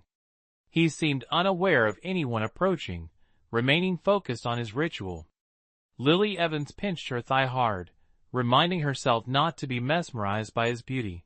Her main purpose today was to see if William Thatcher had the exam questions for Cloud Spire Academy. It was all William Thatcher's fault for not being a proper blacksmith, and instead drawing all her attention, almost making her miss the important task. Regretting the lost time, Lily Evans was about to head to the desk when she was startled by a sudden burst of flames as she passed by Half-Life Spring. She quickly stepped back, accidentally knocking over a pile of purple mineral sand placed nearby. The precious purple gold sand fell into the Half-Life Spring, instantly causing a fierce eruption of fire. Suddenly, the entire Spirit Reach Tower began to tremble, centered around the molten pool. Dozens of black iron chains binding the jade structure also shook, as if trying to break free. Spiritual energy collapsed, radiance scattered. Even the sparkling dust vanished without a trace. Lily Evans felt her steps falter, her body about to fall into the molten pool. The scorching heat seared her clothes, fear flooded her, and she cried out, "Master!" The golden runes surrounding William Thatcher nearly vanished in an instant. His tightly closed eyes suddenly opened. He almost transformed into a beam of light, swiftly pulling Lily Evans back from falling into the molten pool. Because he stopped, the Spirit Reach Tower changed in a flash, the earth trembled, Half-Life Spring cracked open, dozens of black iron chains snapped, and the white jade pillars seemed to come alive, diving into the Half-Life Spring. With a loud boom, a wave of heat surged throughout Spirit Reach Tower. Chapter 15. Tears like pearls. As the deafening explosion subsided, firelight filled the sky, and waves of heat surged like a tsunami. Almost instantly, the ground turned to ashes, and everything around was crushed into nothingness. Under the immense pressure, bones could be shattered, and Lily Evans fearfully closed her eyes. But the expected pain did not come. She cautiously opened her eyes, her pupils contracting suddenly. William Thatcher held her tightly with one arm, his other hand pressed to the ground. Fresh blood flowing through the gaps between his fingers, dripping to the ground, turning into a mist of blood. In the blood mist, golden light shimmered, floating in the air, blocking all debris and dust rushing towards them, like a barrier. William Thatcher, like a deity, shielded her from all calamities. A heavy groan escaped, blood trickled from his pale lips, each drop falling to the ground, turning into blood mist, becoming part of the barrier. "Master! Master!" Fear welled up inside her. Lily Evans trembled, carefully embracing William Thatcher. "Master, where are you hurt?" Lily Evans had never been so frightened, her eyes filled with tears. "Master, I'm sorry. It's all my fault," she mumbled, confessing her wrongdoings. She knew she was wrong and pleaded not to harm William Thatcher, not to take him away. The arm holding her suddenly moved, gently stroking her messy hair bun. Everything had calmed down, the world was quiet. In William Thatcher's left eye, there seemed to be a strange light swirling, taking a long time to return to normal. However, even though the light had vanished, this eye still appeared darker than the other. A sharp pain struck, forcing him to close his eyes for a moment to ease it. A few breaths later, William Thatcher's voice, slightly trembling but still gentle, said, "Little Lily Evans is truly remarkable. I also blew up a cauldron when I was 7. He suppressed the turmoil in his chest, forcing a smile, intending to comfort his frightened little disciple, when he noticed something glinting on the ground. Pearls rolled down, shimmering brightly. William Thatcher was slightly startled, seeing 2 streams of clear tears rolling down Lily Evans' face in his arms. As soon as the tears left her cheeks, they immediately transformed into pearls, falling onto the dusty ruins. "Lily Evans," she cried. Under harsh beatings, she never cried, being forced away from her mother, sold into slavery. She never cried, yet now she shed tears for William Thatcher. William Thatcher's heart was suddenly in turmoil. His face showed clear confusion. Was Lily Evans scared? Or worried he would punish her? Even though he didn't understand the reason, he hesitated for a moment before gently patting Lily Evans' back to comfort her. "What is there to fear? It's over now, and I assure you, this won't be punished." No sooner had he spoken than Lily Evans cried even louder. She sobbed, looking at William Thatcher through her tears. Seeing he wasn't in mortal danger, she quickly buried her face in his chest, wrapping her arms tightly around his waist. She hiccuped, "Boo-hoo, master, I'm sorry. Please don't leave me." Earlier, in a critical moment, William Thatcher had forcibly cast a spell that burned his bloodline to create a barrier to protect her, suffering backlash and internal injuries. Even his left eye was affected, still blurry. Held so tightly by her, he almost couldn't breathe. He sighed but couldn't bear to push her away. This girl must be really worried about him. Feeling joyful inside, the corners of his eyes lifted, but outwardly William Thatcher pretended to be angry. "What nonsense are you talking about? How could your master die so easily? You still have to inherit my Spirit-Reach Tower. There's no rest for you yet."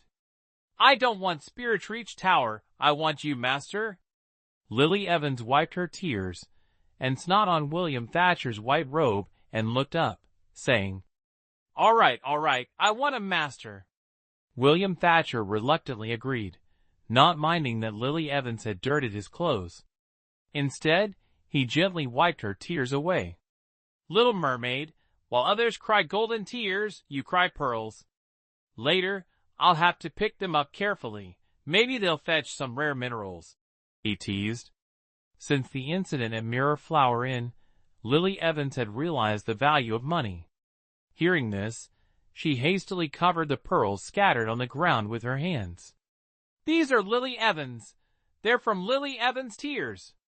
But thinking of how William Thatcher had just risked his life to protect her, she shyly added, Master can have them too." William Thatcher couldn't help but laugh, but his laughter turned into a cough because of his wounds. He had been kneeling on one knee, and when he stood up, he wobbled slightly. Lily Evans was about to help him when she heard a question that made her hair stand on end. "I might overlook the fact that you blew up my furnace today, but—" William Thatcher drew out his words. "Little Lily Evans, you must tell me why you were sneaking around Spirit-Reach Tower." Lily Evans immediately broke out in a sweat. "Well, master—" She avoided his gaze, thinking of a way to evade the question while also searching for an escape route, planning to slip away while William Thatcher was injured. "I know little Lily Evans came here to steal the exam papers, didn't she?" William Thatcher hit the nail on the head, exposing the truth before Lily Evans could concoct an excuse. Lily Evans blushed with embarrassment, covering her face with her hands. "I'm sorry, master." William Thatcher raised an eyebrow, realizing he had guessed correctly.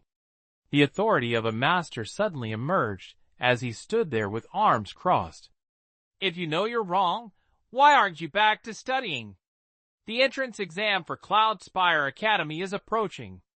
"Yes." With her scheme mercilessly exposed, Lily Evans had no face to stay and quickly disappeared. Amidst the ruins, William Thatcher was left alone. An unexpected disaster had struck that night, and the explosion from the sword furnace surely frightened many. The surroundings were desolate, scattered with rubble. His white garments were stained with a bit of blood, fluttering in the night wind like waves of snow. Under the gentle moonlight, amidst the starry sky, in this ruined setting, he appeared strangely serene. William Thatcher raised his hand to cover his injured left eye. The vision in his left eye was still blurry, but guided by a mysterious light, he saw something unusual. Glittering blue scales, sunlight casting a golden sheen, a beautiful fishtail splashing water high into the air, yet her waist was soft and graceful, drawing an elegant curve in the sky. Her skin was alabaster, adorned in bright attire, with a beauty that captivated the heart. Her long, drenched hair flowed freely, resembling the deep sea's ink, blending seamlessly with the ocean's foam. She wore a coral crown, and the seawater in her hand crystallized into an ice sword. Wherever the sword's tip pointed, everything froze. Who was she?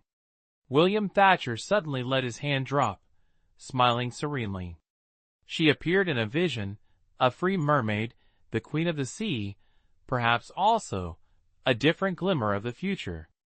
The stars in the sky had, unbeknownst to anyone, altered their course, heading towards destiny. Chapter 16. A healer. Since the unexpected incident at Spiritreach Tower last night, Lily Evans had obediently studied all day, yet she still felt sad and uneasy. That day, her mentor had certainly been injured while protecting her. The more she thought about it, the more Lily Evans couldn't shake the matter from her mind, as if she were holding a little rabbit in her heart, always feeling anxious and worried. Never mind. Even if my mentor scolds me for neglecting my studies, I must go see how he is. With that resolve, Lily Evans decisively put down her books and ran straight to William Thatcher's room. As she ran, she pondered what to say when she met her mentor, and as she turned into the doorway, she accidentally bumped into someone. Ouch! Being young and not yet sturdy, she tumbled backward. Before she could hit the ground, the person caught her. Lily Evans hadn't yet seen the person's face, but she caught a faint herbal scent, like orchids, very elegant and pleasant. The person she bumped into had a refined appearance, dressed in blue that evoked the elegance of green bamboo, with hair simply tied up with a wooden hairpin, long and light eyebrows, and fair skin, resembling a scholar stepping out of a book. Lily Evans curiously observed the young man, wondering why he was in her mentor's room. The man had a good nature and was well-mannered, standing there smiling leisurely. He wasn't upset by Lily Evans's frank appraisal, merely closing the medicine box in his hand and turning to advise. Celestial Sovereign is injured and should rest. If the Academy's selection process is inconvenient, participation is unnecessary. Seeing William Thatcher nod in agreement, a plan formed in Lily Evans's mind. Watching the man in blue leave, Lily Evans quickly approached William Thatcher on the couch. "Mentor, is that man a healer?" She carefully observed William Thatcher, noticing his face was still pale, his lips colorless, and a thin veil tied between his eyes, seemingly to block the light. He lay half reclined on the couch, having been instructed to rest, clearly indicating his injuries were severe, yet his voice remained gentle. "William Thatcher vete, are a hu cho Lily Evans lie gone. Du kong fi di fu bin thuang, han la celestial healer qua William White, nu agio in not v golden healing art." "But the person just now looked." Lily Evans widened her eyes, feeling doubtful. That person had a gentle demeanor, completely lacking the imposing aura of a superior, yet he was one of the Big Dipper 7. It was hard to believe. William Thatcher understood what she was thinking and smiled. "You can't judge a book by its cover, and not all rumors are false. But don't worry, you'll gradually get to know them." His intention was clear. If Lily Evans got into Cloudspire Academy, she would undoubtedly come into contact with the Big Dipper 7. Lily Evans clearly understood his point, pouting as her little plans began to churn in her mind. "Master, are you seriously injured? You can't participate in the Cloudspire Academy selection, can you?" Lily Evans's voice sounded sad. William Thatcher didn't want her to feel guilty, so he coughed lightly. "It's just a minor injury, nothing serious." "You're lying. The celestial healer clearly said you need to rest." Lily Evans didn't believe him, and spoke up immediately. "Well, mainly my eyes are injured, making it inconvenient to go out." William Thatcher diverted the topic. "Really? Really? Then I'm relieved," Lily Evans said, patting her chest, but she slyly rolled her eyes before slowly collapsing to the ground. "Oh no, master! I'm feeling dizzy!" William Thatcher frowned, quickly helping her up and asking worriedly, "What's wrong?" Lily Evans whispered weakly, "Master, I think I've been hurt by the shockwave from the sword forge explosion. My head is spinning." William Thatcher. He felt a surge of frustration. In that critical moment, he had used the forbidden bloodweave mat technique to create a barrier, suffering severe backlash himself. How could she be injured by the shockwave? Looking down, he saw Lily Evans sneak a peek at him, before quickly closing her eyes again. William Thatcher suddenly felt he might have fallen into this girl's trap, so he played along and asked, "Is your head really spinning?" Lily Evans nodded vigorously. Yes, my head is spinning so much, I seem to have forgotten everything I learned a few days ago." She clung to William Thatcher's sleeve pitifully. "Master, am I going to become stupid? So what you're saying is—" William Thatcher squinted his eyes. Lily Evans took advantage of the situation. "I'm your disciple. If I don't pass the Academy's entrance exam, wouldn't that be embarrassing for you?" She held her head. "I've really tried hard, but ever since I was hurt by the explosion shockwave, my mind has been spinning, and I've forgotten everything." William Thatcher watched her act seriously, feeling both amused and slightly annoyed, unable to resist flicking her forehead lightly. His lips curled into a faint smile as he drawled, "Truly pitiful. So how should the master help you?" Due to his illness, his breath was somewhat weak, and his voice rose slightly at the end, filled with affection. Lily Evans felt as though her conscience, small as a palm, was pierced by thousands of arrows. Her face flushed red. "Master, I just want you to tell me what is usually tested in the annual selection exams." Could you highlight some key points for me?" Lily Evans twisted her toe on the ground, occasionally sneaking glances at William Thatcher, waiting for him to speak. William Thatcher's fingertips moved slightly, thinking Lily Evans intended to trick him into giving her the test questions, only to realize she merely wanted some hints. This was unexpected, and a small sense of achievement rose within him, as if seeing Lily Evans had matured a bit. Every step of progress from a mischievous child brings endless joy and effort to the parents. William Thatcher waved his hand. "Go get the book, I will teach you." The person who seemed weak and listless moments ago suddenly sprang to life, bouncing off the ground and dashing outside, then returning like a whirlwind. No signs of lingering injuries from any shock. William Thatcher. Indeed, he shouldn't have been soft-hearted with this girl. He had been worried, fearing Lily Evans might get hurt under his protection. Back then with Autumn Bell, he was just a young boy himself, yet everything seemed easier. Now older, he felt he couldn't quite handle this little girl. Under the thin veil covering his face, mist swirled in his left eye, like the wheel of fate turning in the shadows. Under the starry sky, among the myriad beings, all things operated according to the laws of time. William Thatcher lightly pressed his left eye, smiling softly. Perhaps it wasn't his problem, but rather that this little mermaid named Lily Evans was truly extraordinary. Chapter 17.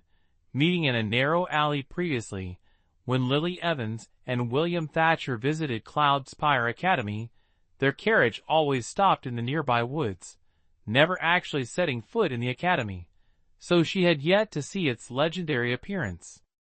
Every year, the Northern Empire selects new members for Cloud Spire Academy, choosing the most outstanding talents in the country to train. The competition within Cloud Spire Academy is extremely fierce. Even after the arduous effort to enter, students face an annual aptitude test. Only by passing can they continue to stay. The aptitude test categorizes clearly, selecting the elite allowed to learn under renowned masters, and even under such masters, it's not easy to find a place, as there are various levels. In short, only those truly exceptional can remain at Cloud Spire Academy. The ultimate dream for many who stay at Cloud Spire Academy is to be chosen as a disciple by one of the Big Dipper 7, to serve under them.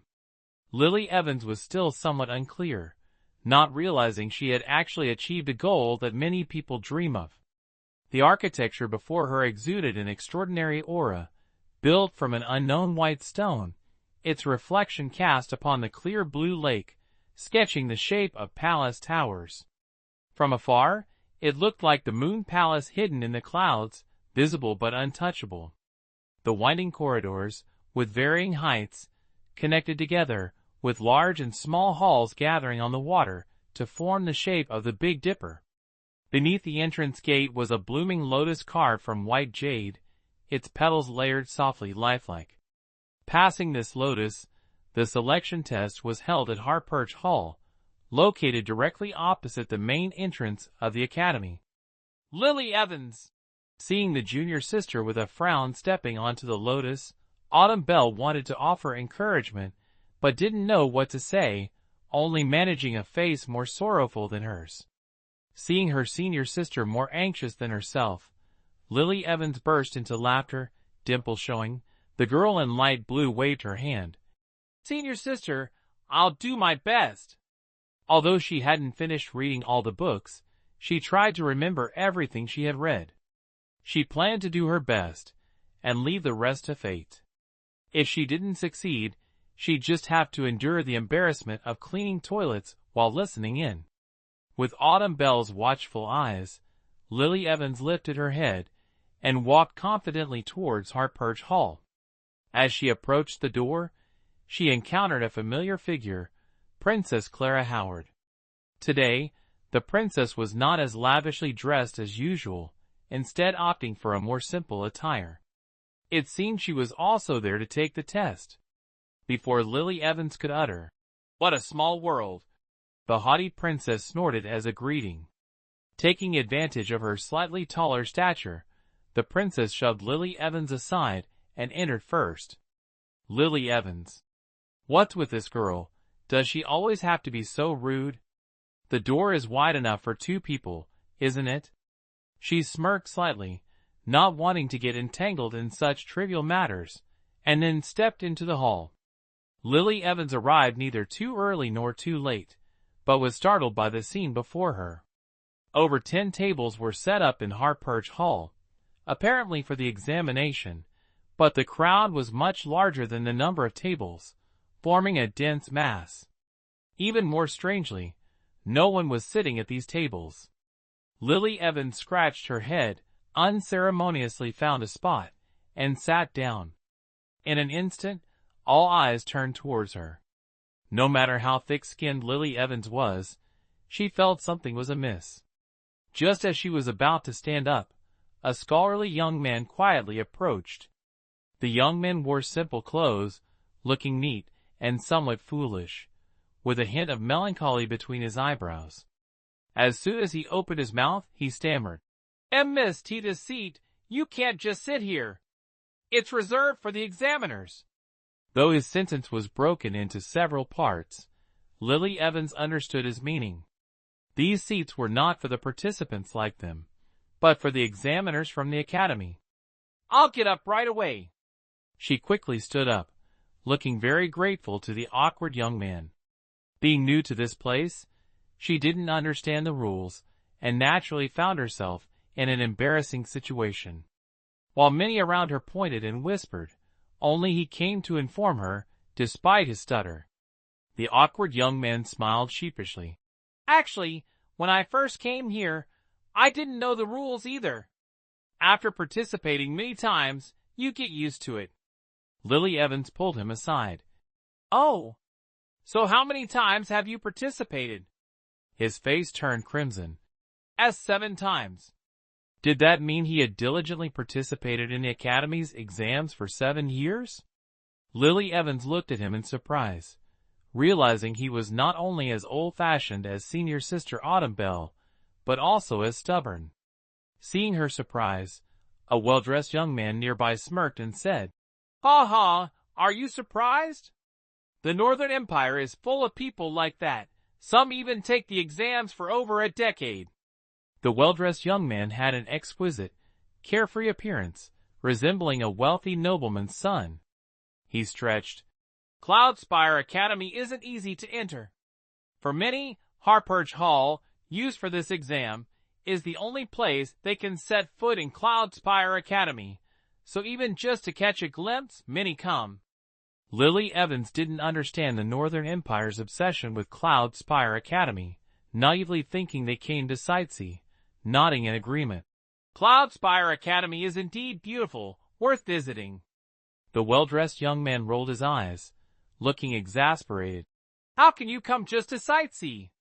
If it's beauty you want, Dawnbreaker's White Jade City is no less than Cloudspire Academy, but only Cloudspire Academy truly connects to the divine. Mentioning connects to the divine, his previously carefree demeanor turned serious. Oh! Although she didn't quite understand, Lily Evans nodded in agreement. Suddenly, a mocking laugh interrupted their conversation. Just a country girl, Vincent Sterling. Why waste your breath on her? The speaker was Clara Howard. The well-dressed young man, Vincent Sterling, was surprised to see her. Fifth Prin. Before he could finish, Clara Howard covered his mouth. She irritably said, Keep it down, I snuck out. Are you here to take the Academy's exam too? Vincent Sterling asked, incredulous. Clara Howard puffed out her chest. Why not? Why wouldn't the Emperor allow a princess to participate in the selection for Cloudspire Academy, especially when her royal brothers could enter the Academy with ease? She was determined to pass the exam on her own. Not only did she want to prove that she was not inferior to her brothers, but she also wanted to get closer to William Thatcher. Chapter 18. The unlucky draw. The young man in luxurious clothing who just spoke was Vincent Sterling, the heir of Richard Sterling and William White. From a young age, he had admired William Thatcher's swordsmithing skills and vowed to enter Cloudspire Academy to become William Thatcher's disciple. Although he wasn't entirely unaware of Clara Howard's situation, he still found the actions of this fifth princess rather bold. The William White royal family allowed princes to train at Cloudspire Academy, but restricted princesses. This was because if a princess married into another nation, she would take with her all the skills and techniques she possessed from William White. Vincent Sterling cautiously advised, Clara Howard, cousin, aren't you afraid? Aren't you afraid His Majesty will be furious? Clara Howard raised her head high. Don't worry about it. My father loves me the most. He won't be angry. She pushed Vincent Sterling aside. Also, I forbid you from talking to that girl. She had clearly ordered people to isolate that wretched girl and remove the guide sign, yet there was still a bookworm helping her, and even her own cousin was talking to her. It was infuriating. Clara Howard signaled with a glance towards Lily Evans beside her. But the young man didn't understand her intentions. The girl seemed very sweet, so why would the fifth princess say that? You meddle too much. If someone wants to talk to me, you interfere as well. Clearly, everyone was chatting happily before this arrogant peacock appeared, and now she was causing trouble. Clara Howard lifted her head. What can I manage? I am Clara Howard. The word princess was swallowed back before she could utter it, as she couldn't reveal her identity here. She huffed in annoyance. Vincent Sterling, caught in the middle, was very troubled. Just as he was feeling a headache, he heard the stammering voice next to him. A gentleman is harmonious yet different. This young lady. Clara Howard was not as good-natured as Lily Evans. Hearing the stammering voice made her scalp tingle.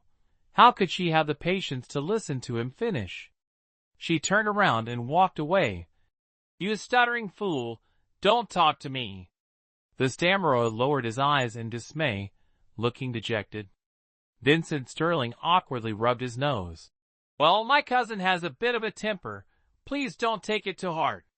Lily Evans, having witnessed it once, didn't mind at all. But since he had sincerely apologized, she couldn't just remain silent. so she waved her hand generously and said, "It's all right, it's all right. Everyone in the world has their quirks." Vincent Sterling, why does this sound wrong? This phrase should be, what forest doesn't have birds? The fool, seemingly used to being scolded, appeared resigned and clasped his hands together, saying, "No, no, it's fine, let's just become friends." Hearing this, Vincent Sterling suddenly remembered that they hadn't introduced themselves yet. He fanned out his hand fan with a carefree and elegant air. "I am Vincent Sterling." Startled by his sudden fan gesture, Lily Evans stammered, I am Lily Evans."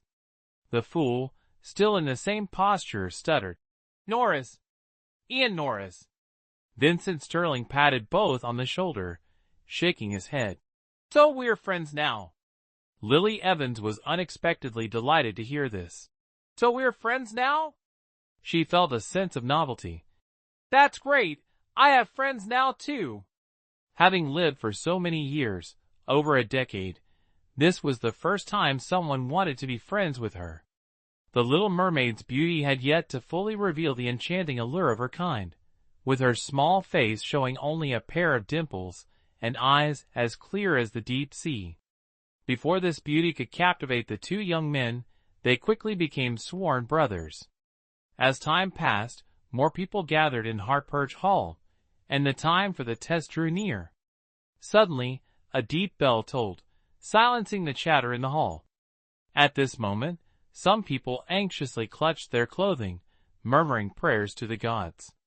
The bell rang again, melodious as if echoing from the horizon, as a group of women in purple robes, with thin veils and porcelain vases in hand, entered Hartperch Hall, standing silently among the crowd.